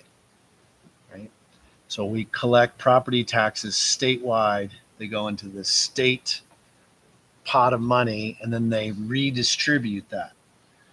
So what that means then is for a community like ours, where our assessed tax value has gone up, previously the state was sending us $1. So if we collect more dollars, the state withholds the equivalent dollar, which is really hard when you're paying your Salida and citizen Salida. Is that right? You're living here and you're paying your taxes and you see your taxes go up, logic would say you should have a lot more money, Salida School District. But is not the case. We do not set our revenues, right? So I think that's just really important for all of our tax paying people, particularly our businesses that are paying 4 times that amount, to be aware and understand that that's not how things work. Proposition HH did go down a significant margin with the ballot box in November. The legislator was then called back by Governor Polis. They enacted something pretty similar to HH. So that'll be in place for 1 year, trying to mitigate those massive increases and changes in assessed values across the state. So that impacts us as well. There is 2 other things just to talk about. So you have the state, which is the main revenue stream. And that is based off of your student count. That's why it's such an important thing, because you get a per pupil funding amount. So if you have 100 kids, you get that times the amount. If you have 10,000 kids, you get that times the amount. We did have flat enrollment. We did not grow. The community did grow. And we have grown to this point, and we expect to continue to grow at a small 1% to 2%. But what it does impact is we have 2 mill levy overrides. So one is a fixed amount And I did send you guys that ballot language with some lawyer analysis of that. That fixed amount stays there. And so as assessed values go up, they lower the mill so that the amount stays the same. We do not have a right, without going back to the voters, to change that, because Governor Polis then sent a letter to all the superintendents and school districts saying, those mill levy overrides, could you consider lowering those? The answer on the first one is no. There was a second one passed. That is more of a percentage, set at a mill. So as assessed values go up, that has increased over time. We build our budget at 111% based on those increases. That one also, according to the language that was put in the ballot, we do not have the right to lower that as per the governor's request without, again, going back to the voters. So even if you guys were inclined to have that conversation, which I'm not going to recommend to you, because as you just looked at your staffing line items and everything else, that's where you find that money. And I don't think that's appropriate. Both of those mill levy overrides locally were passed to support salaries. That's where they go. So I just wanted to make sure people understood that property tax assessed values we know have been going up. Plus, we fought tooth and nail, and we're the last district in the state to kind of concede to the legislator that we had to pay more mills. That's right. We are in a 10-year cycle of increasing that 1 mill per year. This is the third of those 10 years, and it will continue for another 7 years where they will add another mill, which increases the rate on an increased assessed value, which will increase our local property taxes, which will then be decreased equivalently at the state. This is not simple stuff, and I know it's difficult to understand. So obviously, if anyone ever wants to sit and talk about it, we can spend as much time as people need. We do appreciate. We've had a couple citizens lately come in with the business office and really dig in and ask these questions, which we always love. Takes time, but we think it's time well spent and well invested. And so also that HH will negatively impact our incomes this year that we build our budget upon, because that's how it came to us in May. So that will have a negative impact. And then of course, the governor's request that you guys consider to lower your mill levy overrides is not within your legal rights. So I don't know if there's comments, questions off of that, or Sheila or Aaron, anything I said poorly that you think should be said more correctly. Yeah, I would say even with having to go back to the voters, I think it's important to acknowledge that I don't think that this board has any desire to even take that question back to the voters of reducing that mill levy. So, yeah. Any other questions, comments? I just follow up with Peter. I've had multiple people come into the office and call for the last 2 weeks asking these questions. And I mean, Sheila has pulled up the language as well. They're built for salaries. That's what the MLOs are built for. They're not where. And the letter that Governor Polis sent specifically said voluntary things that are for capital projects. These are actually these MLOs are built for salaries.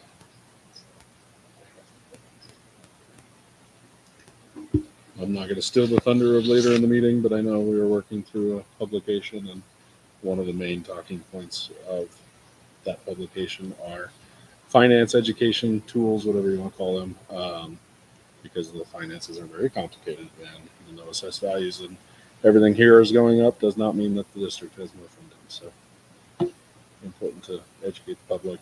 Thank you, business managers, for taking on those people, and I know Sheila was excited that she finally had a community member reach out to her. So,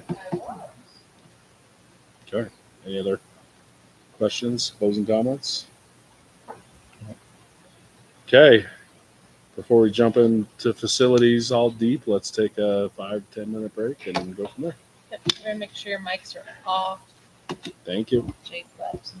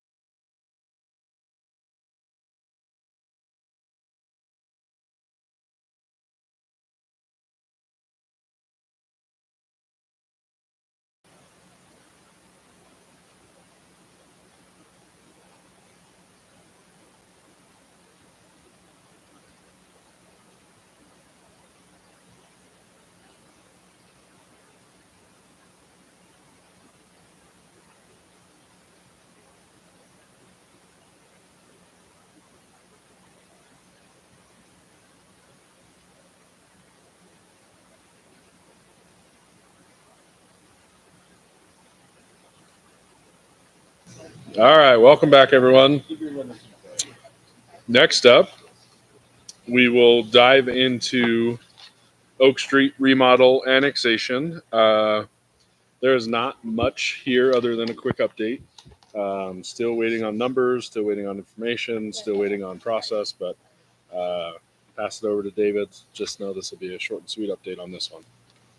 At like 5:30 today, I did get some first initial numbers, so I don't even know what those are, so I'm not about to say anything publicly. But I am hoping then maybe at January 9th, when we come back right after the break, that I can give those numbers. So we're in that range. January 2nd, so that would be what's the cost of the overall project? There's that question. Can't give you an update. We're getting close. The next big question comes down to that's blocking a good strong number is the annexation process, because in the annexation process, you identify things that have to be done in the project. Annexation has to happen. So we met with the city today, and DLR led that process, which I'm super thankful for because it is way outside of my scope of knowledge, and like we definitely need helpers on this one. So they're going to be starting to file everything January 2nd. So before we come back for our next break or next meeting, January 2nd, there'll be a concept review of the city council and the planning department, 5 o'clock, January 2nd, to look at this facility for that annexation question. And so just to make sure you're aware of that, that really sets then some of the last and final questions that we need answers of what is the scope of the project so that construction people can say the scope of that project will cost this for those itemized things you've noted. And annexation does have to happen mainly because you have to be on the city water. We're on well here, and so that'll have to be addressed. And of course, it's the right time. If the community is not aware, you've got the right beside us, you've got the whole firehouse going in, you've got Oak Street, streetscape being changed, everything else. And so we're right in kind of the sweet spot for the community development. But that's kind of where those numbers are. So I just wanted to give you guys that update. And we are moving forward on that stuff. So I don't know if people have specific questions you want. I don't have any questions. I would say that regardless, and probably this is true with the water stuff, I think regardless if we delayed or took longer to do the Oak Street remodel project that we've been discussing, the annexation would probably be prudent to get done. Yeah. Yeah, no matter what, annexation will continue forward, and the permitting and annexation process run parallel. So the city's trying to work with us to create another pre-annexation agreement that gets more specific, just to answer as many questions as possible so that the process goes as efficiently as possible. So that's part of the next few weeks ahead of us. Okay. Beautiful. Next up, we will jump into the county land lease / purchase. I don't know if negotiate's the right word, but I think the goal here in conversation is getting an update and then making sure we continue to give David direction on where to go forward. Have we had that meeting? I can't remember if we've had that meeting. I don't remember if we've had a meeting or not, but my quick update from it, I guess, has been, 4 years ago, roughly, we started this process through kind of the digging and diving in of where we can, where we see growth opportunities and where we see some challenges ahead. And land is somewhat of a scarce resource. So working with local municipalities, going through the IGA process with the school impact fees, all of this kind of has been culminating over the last several years, and identified we call it the fairgrounds property, but the county back in the early 2000s, I believe, acquired a chunk of land behind the fairgrounds. And we had identified that as a good area based on where the growth in Poncha Springs was going, and a few of those things. And we're looking to figure out a way to acquire 20 acres from the county. COVID derailed a lot of those conversations, but in conversations that we've had with the county, everybody's on the same page of, yes, this makes sense in that location. The town of Poncha seems to be supportive of that location as well. And so trying to finalize the details of what would be a lease purchase agreement with the county for that pretty good. I want to add a few things. We're looking at a master facility plan. So this is one piece of a master facility plan. Our demographic report holds any validity, 1% growth. That means in about 20 years, current facilities will not be able to house all of our students. So you're talking about the 20-year solution. You're talking about a board of education that's not us, superintendent's not me, making sure they have the right resources to solve the problems that they will have, right? Just as we've been left resources, making sure they have the assets. We don't have money to just cut a check for that, right? Because we spent all our fund balance down as we did last year this time and invested that in staff. What we do have is every time a developer takes a parcel of land and divides it into two, that kicks off a fee. And there's an intergovernmental agreement that we went through and then we're able to finalize in 2022. And that intergovernmental agreement sets out how much is in the county versus the cities, what's the value of those things. They did all the analysis through third party and all the municipalities, counties, and school districts all signed on. That generates that fee for development. That fee for development comes into the school district, and it averages around $45,000 a year. Obviously, during pandemic, we saw some spikes in development, so we saw some increases there. But overall, you're seeing over a long period of time about a $45,000 gain or revenue stream that has to be spent on capital projects. And really, its purpose is if you're dividing land, that means you're going to have more kids. So here's the resources to do that. We do not choose to be consistent. We could say in every single case, hey, you had an acre and you split it in half. That little square over there, that's a half foot by a half foot. That's the school districts. And we actually can get to decide which half foot postage stamp inside of their development we want. We've decided, and so we're consistent and say we're not interested in this little postage stamp here and this postage stamp here. What we want is the money in order to buy the large enough parcel that you could have a facility on. So we take fees in lieu of, and we've done that now since this idea was in place consistently with everyone, which is what we did previously. I just think it's important. So what this concept would be is just to use that IGA and say, the IGA says county land is worth this much money, right? So therefore, here's the fee, and the fee is to buy land. So we are just flipping that and saying in the IGA, 20 acres is what's being requested or asked for. If you're looking at, we would look at probably something that's a P8, something a feeder school into our main high school system that would serve the growth we see out in Poncha Springs. That's the concept, but we won't be making those decisions, right? Because that's 20 years out. And what this effectively, the initial offer that we're putting out there is basically it's an acre a year for 20 years. So you set the price, but $45,000 effectively buys you about an acre of that piece. So as development comes in, the development pays for the future facility. I just want to make sure that those mechanisms, that's what we've talked about with the county. Some people have some other opinions and maybe it should be at 10 acres and then another 10 acres, but we have just stayed straight to the county or the IGA. And so the IGA says this. So we've just kept it very black and white based on that previous agreement. I'll pause there and make sure there's anybody has have questions. Anything else I want to make sure is said publicly. Can you just, I know we have probably a conversation later, but can you just speak to, I know this was presented to DAC last night, so we had a little bit of community feedback. I had to leave early, I don't know how much I missed, but if you just Sure. give District their accountability perspective. committees looked at this, trying to look at the draft concepts we're trying to put on the table for a full master facility plan that would look at our needs today, look at our needs in 3-5 years, and look at our needs in 20 years. Every one of them was in full support of this. They believe that it's the right usage of those development fees. They liked the linkages of there. They did bring up questions of it doesn't make sense from many of their perspectives that one government agency that was using tax dollars would then charge another government agency to produce a tax buyer's benefit. Like that many of them had questions, and I think it's a valid question.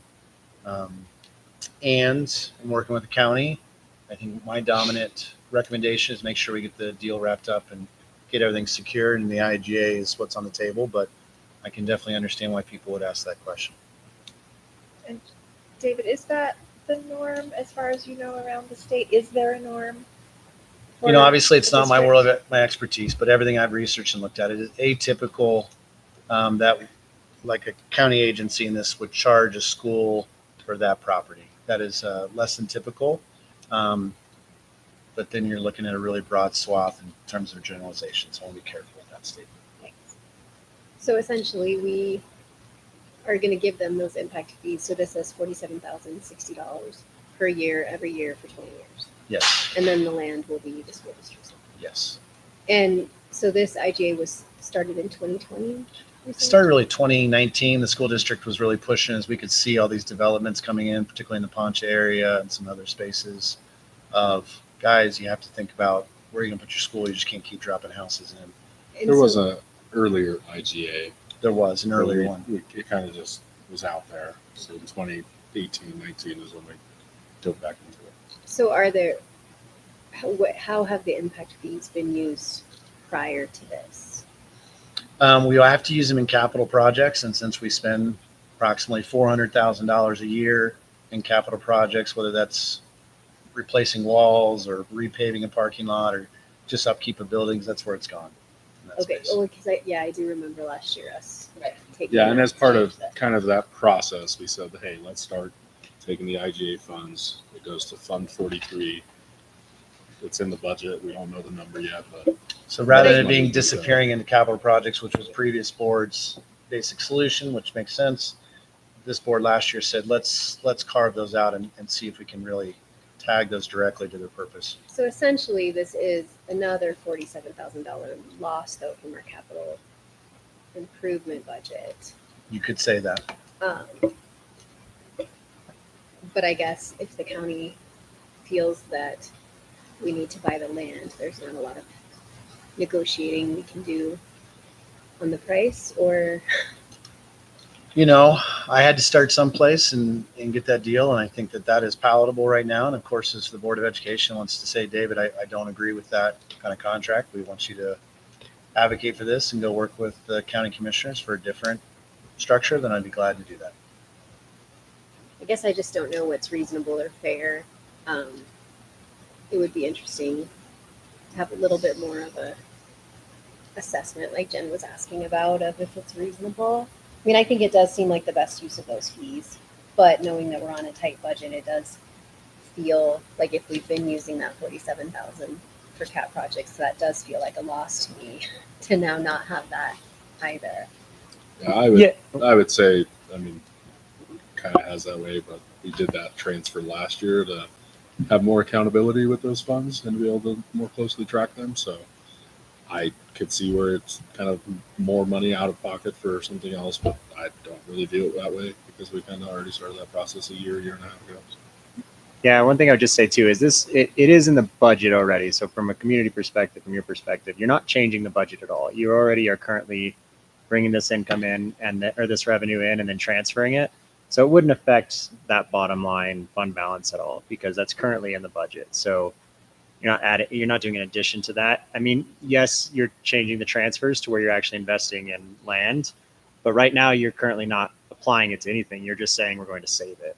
Here you'd be say we're investing that money instead of just saving it in land. So I think another way to think of it. it would be interesting to know if whoever is making the call at the county is aware, which I am not, of how it works in other places, and if they would consider looking at that and then having a conversation with you, just if it is so far outside of the norm, which I'm not saying it is because I don't know, but if it is outside of the norm, it would be nice to maybe have some engagement there. Okay.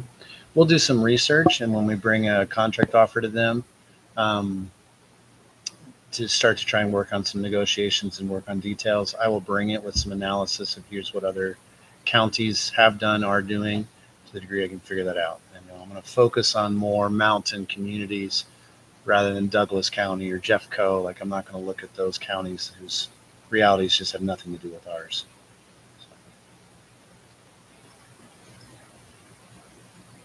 We'll do some research. I think we can do that in the next month. I don't think that's outside of our scope of capacity.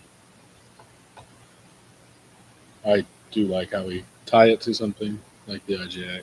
That's already been agreed upon, so that is a easy path. But yeah, I think the conversation of is that the most appropriate thing to do to our community and tax members, and one tax entity paying another, and it's a little bit of a weird conversation and double taxing to some extent. So I understand everybody's got their needs to fulfill, but that long term plan and short term use of those facilities would probably continue to benefit the community. So maybe there's a somewhere in between. I think the other thing that this is really important is our community's in kind of a gridlock from the Poncha Springs, Salida County, from moratoriums. And I think we can help our community by starting to get some of that gridlock to say, hey, let's start it. We can identify this. This isn't as complicated as we need it to be. And I think because we right now have to walk into every single conversation, whether it's South Ark or anything else, and say, you can't drop 400 houses there, 400 houses, not 400,000, 400 houses there, unless you tell me where you're going to put those 100 students.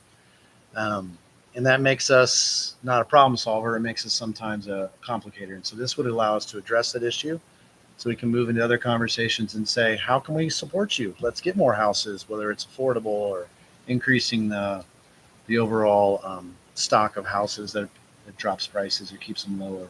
So I think that that's an important piece, is to help our overall kind of government agencies start to be able to move the pieces around on the board again and ensure that the assets we all own as a community are getting used for the community's benefits.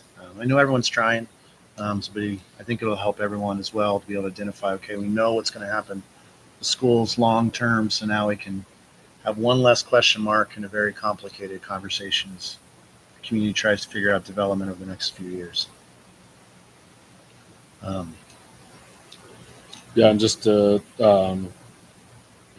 you guys had a chance at CASB to meet our legal counsel from Kaplan and Ernst, Melissa kind of deals with most things, but Kristen there has been dealing with the real estate aspect. So we've had a few calls with this topic as well as the next, and are making sure that we're crossing T's, dotting I's, all the things.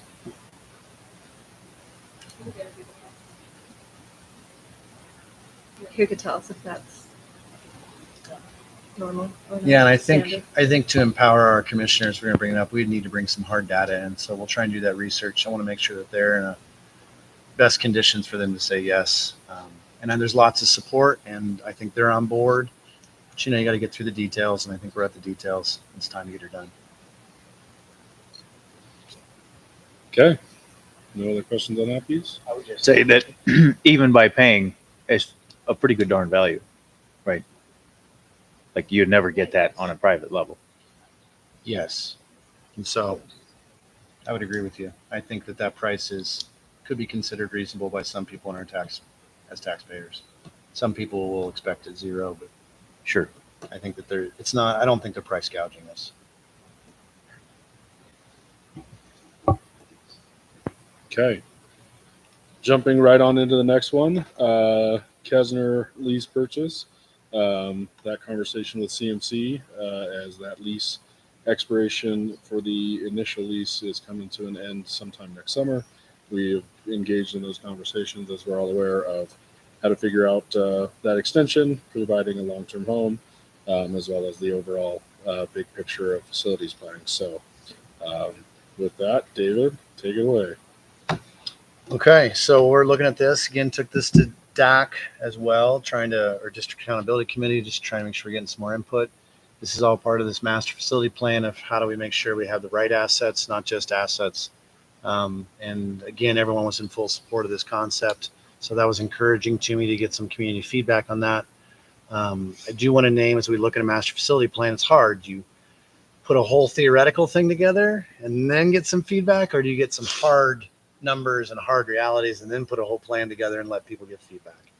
And so I think for the community to understand, what we're trying to do is here's some hard realities, hard decisions, put it all together as a comprehensive facility, and then let people make some comments for you guys so that you can listen before you take action on these things. So I just think that's an important nuance, and we'll post it, start there, see what kind of initial feedback we get, and then we'll have to look at the next stages so you guys feel confident when it comes to action time. So we're not taking actions, we're prepping the details of what should be.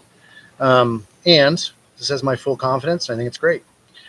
Lots of different ways. So what we're talking about is the parking lot around the old Kesner building, and the land behind that.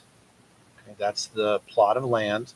It would have to be subdivided, but that's currently what CMC is leasing from us, and so we need to do that. CMC, and Rob, you're out there, so if you want to jump in, or if somebody has a question directly of CMC, I asked Rob to come tonight and freeze with us, and in that sense. But what we need to do is there's a couple things I just want to say out loud. The high school is made to expand. That's how it was designed. You can add up to 12 classrooms over towards what you might call the south end over the academic wing. Okay, so that's where there's land set aside for an expansion of classrooms. We've got then 2 student parking lots kind of wrapped around the stadium. Want to make sure there, and then you've got that Kesner facility. Right now, because of how we work with CMC, it adds programming and is adding the necessary academic spacing. The high school is paid off in 2030. That's when that bond expires. It's a really important part of our master facility planning. How can we make sure we're not running any kind of a bond, adding any additional tax burden? How can we avoid tax burden? That's one of the key questions of the master facility plan. And knowing that we're going to keep growing. It's not a lot, but at a certain point, a drop in a bucket fills up the bucket and overflows. And so trying to time that. So the high school, in and of itself, will run out of space. Again, you have to make a prediction statement, right? In this 10 years. With the Kesner facility being used as academic spacing and academic programming, that allows us to avoid having to do that expansion and pushes off that bond far beyond and keeps that tax burden down, right? One of our key questions. It also allows CMC to get established where they are. This doesn't mean if they lock down themselves there that they won't also expand and have other facilities or other sites or long-term things, right? I don't want CMC to somehow be pigeonholed because we're talking about where they're going to be next year and in 5 years. They are serving a vast majority of our students. So over 50% of our kids are involved in concurrent enrollment. It is making a huge difference for our kids. Today I was at career fair.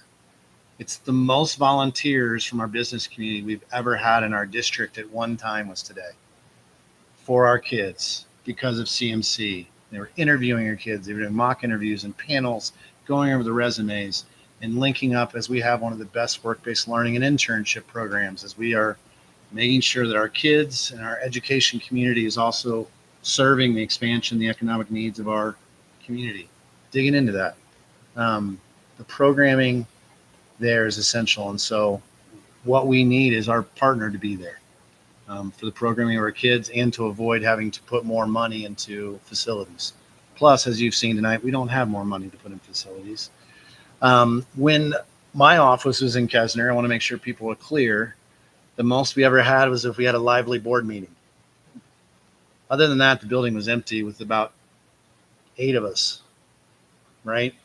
It was office space. It was well used. We did the best we could, but it wasn't being used with a high usage. Since we have shifted, we've found more office spaces by coming over to Oak Street here than we had previously. There's actually more office spaces than we had. And now Kesner is being used for our students here, daily. Like today, there's hundreds of people in the building. And we are seeing usage every single day at a much, much higher rate. So we're getting a much better community usage of that piece.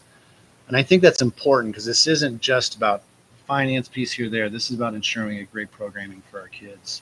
How do we make sure our partner is established right where we need them so we don't have to worry about transportation of our kids? It's fine if you're 18 and you're a senior and you want to go across town. Not so fine if you're a sophomore and you want to take a concurrent enrollment class. And we have many sophomores taking concurrent enrollment and getting their needs met. So their location there is adding programming, is better use of that facility. And let's just say that we couldn't find this to work. Let's say you put my office back in there and you guys got a boardroom that was warm. Right? We took over that. I don't think a boardroom used once a month is the ideal thing. And you don't have the money to take that facility and turn it around and do the next investment. Whereas CMC, because of when we sat down, the trustees of CMC, when they agreed to annex into Salida, they set aside the first 5 years of any additional revenues so that they could invest in Salida and facilities. So those monies didn't go elsewhere in Steamboat Springs or elsewhere in that district. They're right here to be invested. And so those dollars can be invested in the facilities we have. So some of you guys know that, but I want to make sure we understand those pieces as we're trying to look at a master facility plan. That's why this is important, is to get our partner established who's adding programmings and can invest in the building that we can't really use well. So what it basically is we would look at a lease / purchase. We've got two different options. We're working with our lawyers in terms of how to write the right contract. We did find out you're not able to write any lease longer than 10 years. So that's the maximum we can write as a school district. You can add options, but You can add options. So we would look at an option to purchase that property. And so we have a couple different ways, whether that's a lease purchase or a lease with an option to purchase. We've been in conversation, and CMC is very interested. It's working well for them. Probably isn't their solution to meet all their needs at all times, but it ensures that they would get that done. So those are some things that I just want to make sure I said publicly. So anything I didn't say well or anything that you guys want to make sure you ask questions about or comments? I mean, Rob, if you're able to speak to it, or at least correct me when I say things wrong. Maybe. I think one of the components in conversation with CMC has been that obviously they want to invest more in this community and in that facility, but without having long-term security, it's a difficult decision for them to spend those funds on a building that they don't really have locked down, so to speak, for an extended period of time. So the trustees have been very clear of that desire, but also making sure they don't invest in a building they won't have access to in a short term. And then I think, to me, a key component of just the community understanding and conversations regarding CMC, and I had shared it with you all, and Rob, correct me if I'm wrong, but we are a new district in, and we have a liaison or something of that nature to the board right now. But the CMC district is working through some legislative matters, and then after that happens, they would be able to expand their board of trustees, giving somebody in kind of the Ark Valley representation on the board, and then they'll have to add one or two other positions throughout the CMC districts to kind of have that odd number outstanding. So we are getting closer to having kind of that full board of trustee representation in Chaffey County community. So yeah, I think what you said was all correct. sweet. It has to go through state statute. It didn't make it on last year. We're anticipating that will get on this year, and that will mean one seat for Salida and one at-large seat that the board appoints throughout our 11 communities that we serve. Questions, comments about the lease purchase, all the things? My only question about the lease was just reading through the improvement section. It just doesn't seem like it makes it clear who's responsible for the cost of improvements. Like, it outlines clearly maintenance is our responsibility, right? Repairs and maintenance. But improvements, that was the only thing I just was unclear of. That's great. Is he supposed to cover that, or if we are, and it feels like that's a pretty big area that we should have pinned So down. the next version, we're kind of going to give back two different contracts to CMC. That's the one they offered us, which we asked them to write that initial one to be clear. It would clarify that piece of improvements. Basically, until they had a purchase, so they exercise their ownership option, they would have to have this board's approval for them to invest those dollars. But it wouldn't be us having to pay for that piece. So that's a key thing. Maintenance is the other thing. I'm trying to be clear, because if you're in more of a lease purchase, then you're more on that ownership side of a continuum. So you might give them the maintenance right up front.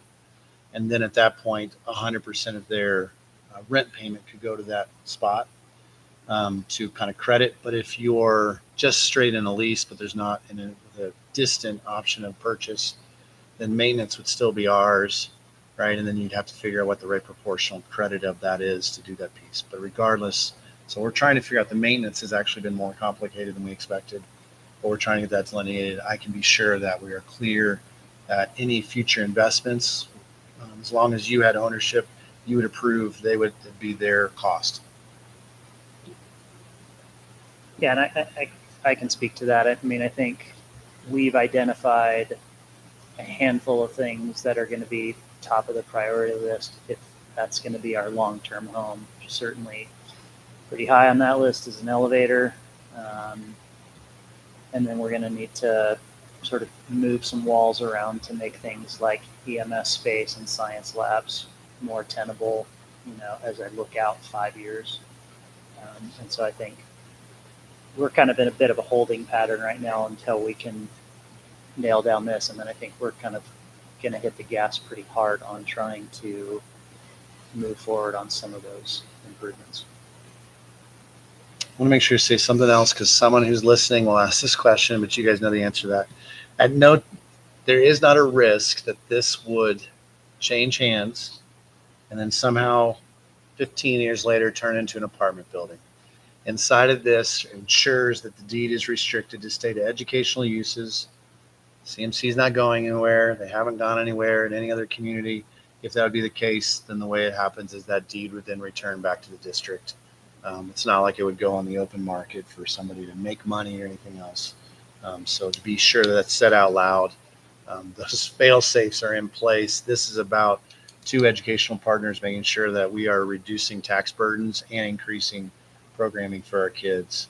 That's what this is about. A key piece for me that I've been bringing up and trying to get an answer to, but I think we as a board need to somewhat decide as we give David direction to continue going forward, is the lease purchase arrangement has a price. We kind of set that price based on what Jeff Post provided us as an evaluation in various different income, sales, and replacement cost approaches, and kind of just average them out.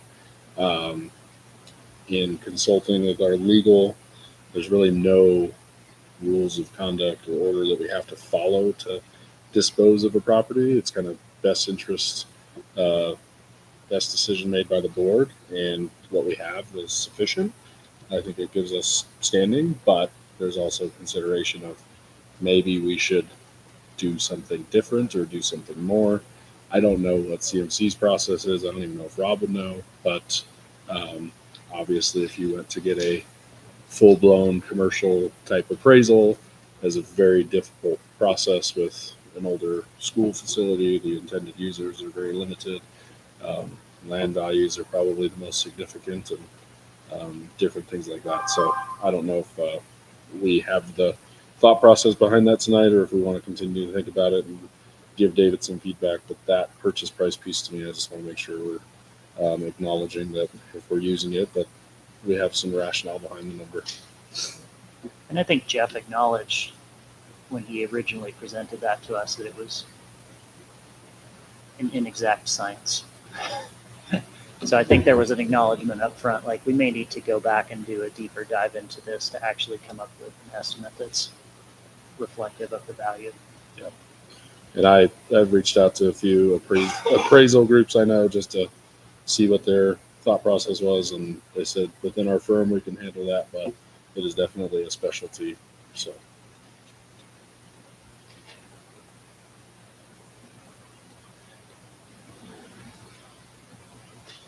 okay, I see Jody giving spirit fingers.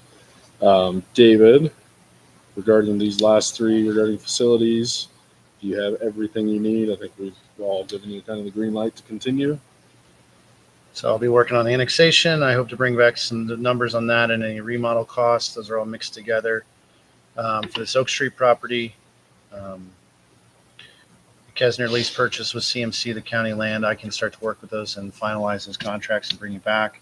That then allows us to have some hard places and then finish out a full master facility plan so the community can say, oh, I can see how you're making sure you have the right assets and you're using the assets we have to better the community, and they can see the whole puzzle. And hopefully that again helps our larger community continue to move forward as people are trying to figure out how to develop our community in a really thoughtful way. So I'm excited about these things, and I'm excited about our partners. Everyone else is involved. I think everyone's post-pandemic ready to like, can we just do rational, good thinking and use assets of the public to make better public? And it's fun to have those conversations because there was a season there where I think we were struggling. So it's good to see all our governmental partners, moving out of the spaces we had to be in to survive the pandemic and coming back to collaborative conversations. So super excited about how that's developing. So I got what I need. Okay, very good. Moving on, action items. So looking for a motion to approve on second reading policy CHCA, the handbook and directives. Thank you, Mandy. Second? Thank you, Matt. Any questions, comments? Just some kind of wordsmithing, I guess. On that second paragraph, rather than saying it is essential that the contents of all handbooks conform, I would just say the contents of all handbooks shall conform to district-wide policies and regulations. In the same vein, the last sentence in that same paragraph where it says, therefore, the board expects all handbooks to be approved by the board and or superintendent, I would say all handbooks shall be approved by the board and or superintendent. Perfect. Just clear. Can you send those edits to Kim, David, so we can get them for final Yeah, third reading? I couldn't. It was restricted. I think we can do it. Okay. I got it. We'll make I've got those sure notes here and I'll make sure I reach out before third reading. Yes. we will capture those for final reading. Okay. Thank you, Matt. Ready for a vote? Tricky space. Yes. Any other discussion before vote? Dr. Breckenridge Pettit. Aye. Dr. Hill. Aye. Mr. Hops. Aye. Mrs. Pascal. Aye. Ms. Schickman. Aye. And Mr. Smith. Aye. Thanks, Rob. Next one, looking for a motion to approve resolution 2023-24-04, authorizing participation in the state of Colorado Department of Treasury interest-free cash flow loan. Thank you. Thank you. Any questions, clarifiers, Aaron, Sheila, anything you want us to know? No, I mean, you got this at the 11th hour today, so I apologize for the delay, but we're working through this really quickly because we're going to need it in January. The total number that you're going to see, basically the not to exceed, is 4 million. So we're anticipating needing it for January and February. We expect we'll have enough taxes in March to cover March and April. The rest of the taxes will start to come in May to cover May. So basically, we need it to cover 2 payrolls. And something that I wanted to be really clear about, the reason we say payroll is because that's our biggest expenditure. And so it's, it's that's our biggest expenditure, but that's all staff. We're not saying teachers or classified or anything. It's all staff. And it's to get through 2 payroll months, basically. I thought Guinevere, who's here, thank you, Guinevere, wrote actually a really good article about this. But it's something we have to do at this point, and we need to get it done by January. So I know it was late getting into you today, but I think this is the best number that we can come up with. And I know that you gave a pretty clear explanation of what this is, why it's common, that other districts are using it last time we discussed it. But could you just give that brief couple of sentence overview for anyone who might be listening? Yeah, you know me, I'm good at 2-sentence overviews. So Maybe okay. No, yeah, I mean, it's twofold. So our state equalization, so David referenced earlier, the way funding happens is the taxes go into one pool based upon your total per pupil funding. You're either more locally funded, in which case your funding comes in March and May with your taxes, or if you're funded more by the state, then the state gives you 12 equal payments throughout the course of your year. Since our fiscal year starts July 1st, and our taxes have gone up. We're more locally funded now, so we don't get the bulk of our revenue until the last few months of our fiscal year. And so we're getting a much smaller amount. So this year we're getting about half of what we got from the state in state equalization payments last year. So that's the biggest thing is our cash flow is down. They're only covering about 18% of our revenue, whereas the past few years have been covering closer to 40%. So that's the number one piece. The only way you could offset that is if you had a fund balance of unassigned, you have your reserves, and if you had an unassigned fund balance that was large enough to cover your cash flow, that's the only way you could not take out this loan. The reason that I brought up that it's probably going to be business as usual going forward is, for example, I'm saying that we have no unassigned fund balance. We're probably going to need to borrow close to $4 million. You would have to build a fund balance up to $4 to $5 million in unassigned fund balance to be able to cover your cash flow. You've been pretty intentional about spending that down, and I don't see that happening anytime soon, even if you aggressively saved. So. Thanks for doing that. Yeah. I have a question. Over the years, when we expect 3 or 4 months, getting that loan as we really decrease the state position. Yeah, I think so. I mean, it's going to largely depend on how our people funding and how our assessments change, right? There goes to something for. But yeah, I think we're going to start seeing it next year. And I think every year it's going to be, as we get more locally funded, we're going to have to start seeing it. Also, this year we started the year with a higher unassigned fund balance, and next year we won't have that to start with. So that's why we'll have to start sooner too. I know it's interest free and all the things, but does this kind of just revolve back and forth from the state as needed, and then or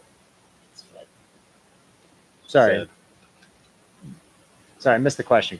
Sorry, go ahead. Is this just kind of we draw it down and make payroll? If we get taxes, then we pay it back, kind of back and forth type of thing. That's what it is, but it's not state money, it's federal. And then how long does this resolution cover us? Do we need to do this every fiscal year? Yes. This Yep. This will cover you through the end of this fiscal year. It's an annual resolution. Because we'll have to come up with a new number basically every year to not exceed. And then it's due, if you read the resolution, the payment is due by, I think, June 25th at the end of the year. So that'll be consistent going forward. Okay. And then just last question, if it's only a fiscal year, does that mean every July we'll need to do this? Or is that an August thing that we could do? Or can we do it in June before the year end? I mean, we're going to have to start billing it out as quickly as possible to start the year. So I anticipate that you'll probably see it in July or August next year. Yeah. Just we typically don't have a July meeting, so we'll If we can get it in June, we will. Now we're starting to learn this new world we're in, but it could be August. Okay. Yeah. And I don't really foresee us needing it before September, October going forward. So I think August is fine. Okay. Ready for a vote? All right. Dr. Breckenridge Pettit. Dr. Hill. Mr. Hobbs. Mrs. Pascal. Aye.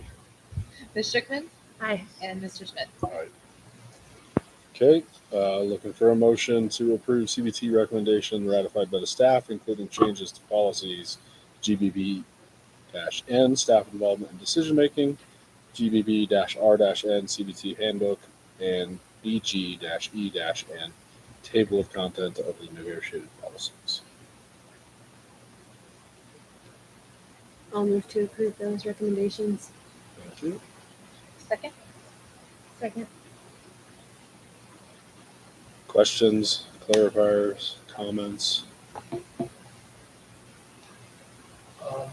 I just have to thank everyone for the hard work that went into this process started a year ago, and it was pretty contentious at the beginning. I think we've come a long way from that beginning point to building up some mutual trust that we're not here to sabotage things. We actually are trying to improve on things and make things better.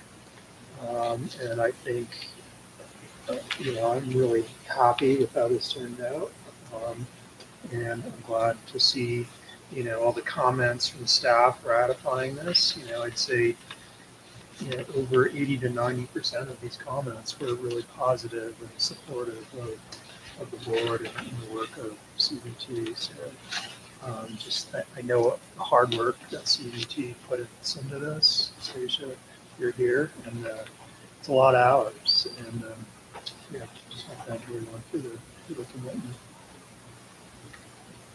Thank you, Matt. Okay. Nothing else? Vote. Okay, Dr. Beckman Pettit. Aye. Dr. Hill. Aye. Mr. House. Mrs. Pascal. Aye. Ms. Schiffman. Aye. And Mr. Smith. All right. Okay, very good. Done with the action items and jumping into board communications committee reports. Mandy, you have a BOCES update? Not really. Hasn't really been. We approved the. What was it called? The special ed operating agreement. We approved that tonight. So all the districts are hopefully approving that at their December board meeting. Our January meeting's in person. The board is remaining the same except for Park and Lake may be changing, but fairly slow. I'll just add. I want to add one other thing just so people are aware because it is going to have an impact and it always surprises. We've been lucky; we haven't had to deal with this much, but you can have a student whose needs can't be served in a public school, and they need to be in a residential or a hospitalization setting. If they are in your district, you are fully responsible for that bill. We have that being triggered right now, and so we work with BOCES, right? Because anything that's special ed, BOCES, we work together as a good partner, and I appreciate very much Susan's help with this. But we do have a student who will be required some residential treatment, and because most people will be shocked, but just the educational bill alone that where are we responsible for, not for the full room and board and therapy, is in the magnitude of $100,000. And so obviously we don't keep a line item budget of that for those things. And so BOCES helps us with this. And this is an instance where other state agencies have made a decision that this individual needs this residential treatment. And so we just have to pay the educational side of it. It can be other ways where we're initiating it and we may have to pay for all of it, which can be then much larger than $100,000. So I just want to make sure it wouldn't be something we don't talk about that normally, but BOCES is a key partner when we get into these very high, expensive things that have to be done that are part of free and appropriate public education. So I just want to make sure you guys are aware of that situation because we do have that going on right now. And I'll call it contract negotiations right now, trying to figure out what that looks like. So. To add to that, it is unusual, but Park County dealt with the same thing last year. So it is something that I guess it's not that unusual to have 2 of 4 districts having dealt with it in the last 2 years. So. And if we continue to see our society's mental health needs struggle, then you're going to see those who struggle the most. You're going to run into this. You'll see your percentages increase. So. And to be clear, it was 100,000 annually. Annually. For an unknown period of time. For an unknown period of time, and could be for the individual's entire educational career. And that's always a possibility.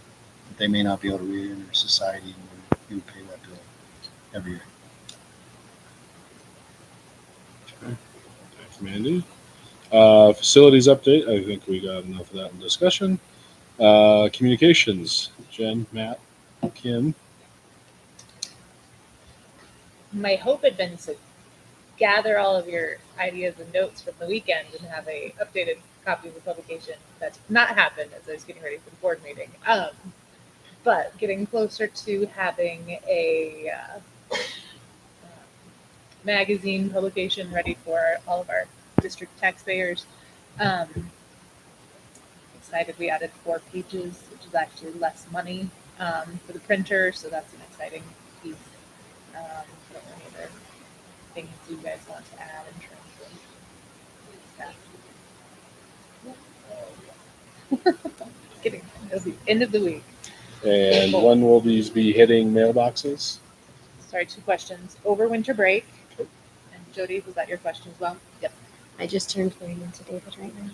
So lots of comments and ideas, but very excited to get that off my desk into the printer. Getting there. Okay. Jen, any CASB updates? I mean, I had another communication. Oh, go ahead. That's sorry. I'd be happy to take the lead if the board feels like, getting some more communication with the public would be healthy. I know David and Kim are certainly maxed out, and I could literally put something together in an hour that says, here's what we've been working on. Here's what's going to be decided in these coming months. It's going to be some pretty big decisions. It would be great to, try to gather as much community input as possible. I don't think our doors are going to be beat down, but certainly, since we have such a great tool with, like Jesse's email that he sends out to parents every week is great. So we have all the parents' emails. We can get them directly, and there's going to be I know a lot of people are going to get this on publication, which is great, but it's like I said, it's more retrospective and prospective of like, here's what's happening, here's your opportunity to engage in what's happening, rather than telling them what's happened after it's already happened. So, I mean, if that's something the board thinks. No, I wouldn't want to put that much of a burden on an individual board member. I think we all appreciate that. I think there's something we can work to, because I agree there's probably a way to provide some sort of message from the board in a whatever capacity. Is that a weekly thing? Is that a monthly thing? I don't know, but Won't be weekly. we do have the capabilities probably to put something out like that in our messaging to everybody, of just, especially on these bigger topics of conversations. So I don't know if that's a conversation we could tackle more at our retreat, or if that's kind of something we want to ping up for a conversation at the next meeting, or if the communications team wants to come back with a recommendation. I could take some. There's two. I get master facility plan, so I definitely see some communication stuff there. How do you post it? Get feedback. I could use some help on that one. If I'm trying to do the work, I could definitely use some help on board communication on that, and opening up the doors for listening. And then the financial plan, we're going to call it.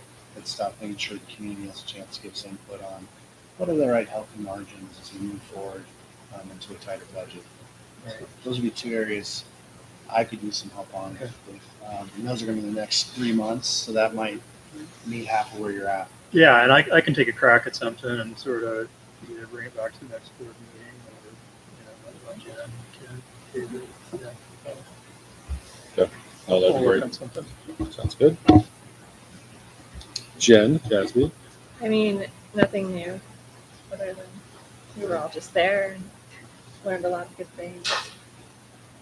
See what happens next month. I assume we got a leadership vote to provide to Karen. I have one. Well, I have mine, and I kept going to get another. But we will make sure she has one. Track something out if we need to. Dak, Ben, I don't know if you have any updates. If you want me to speak, because I attended a little bit last night. That'd be great if you did. I tried to make a contact with an old deck colleague, but they're not involved any longer. So I don't know much. Okay. Certainly, we approved the leader or the group. I think it's pretty much the same group as the year before. Last night was not fully attended, just with other commitments, but good group. Had a few online. While I was there, we were going through the facilities kind of conversation and plan, and as David said earlier, everything was kind of, yes, this makes sense. This is wise of the district to be doing these things and allocating facility dollars for facility dollars, and making sure they're using the assets they have appropriately and things of that nature.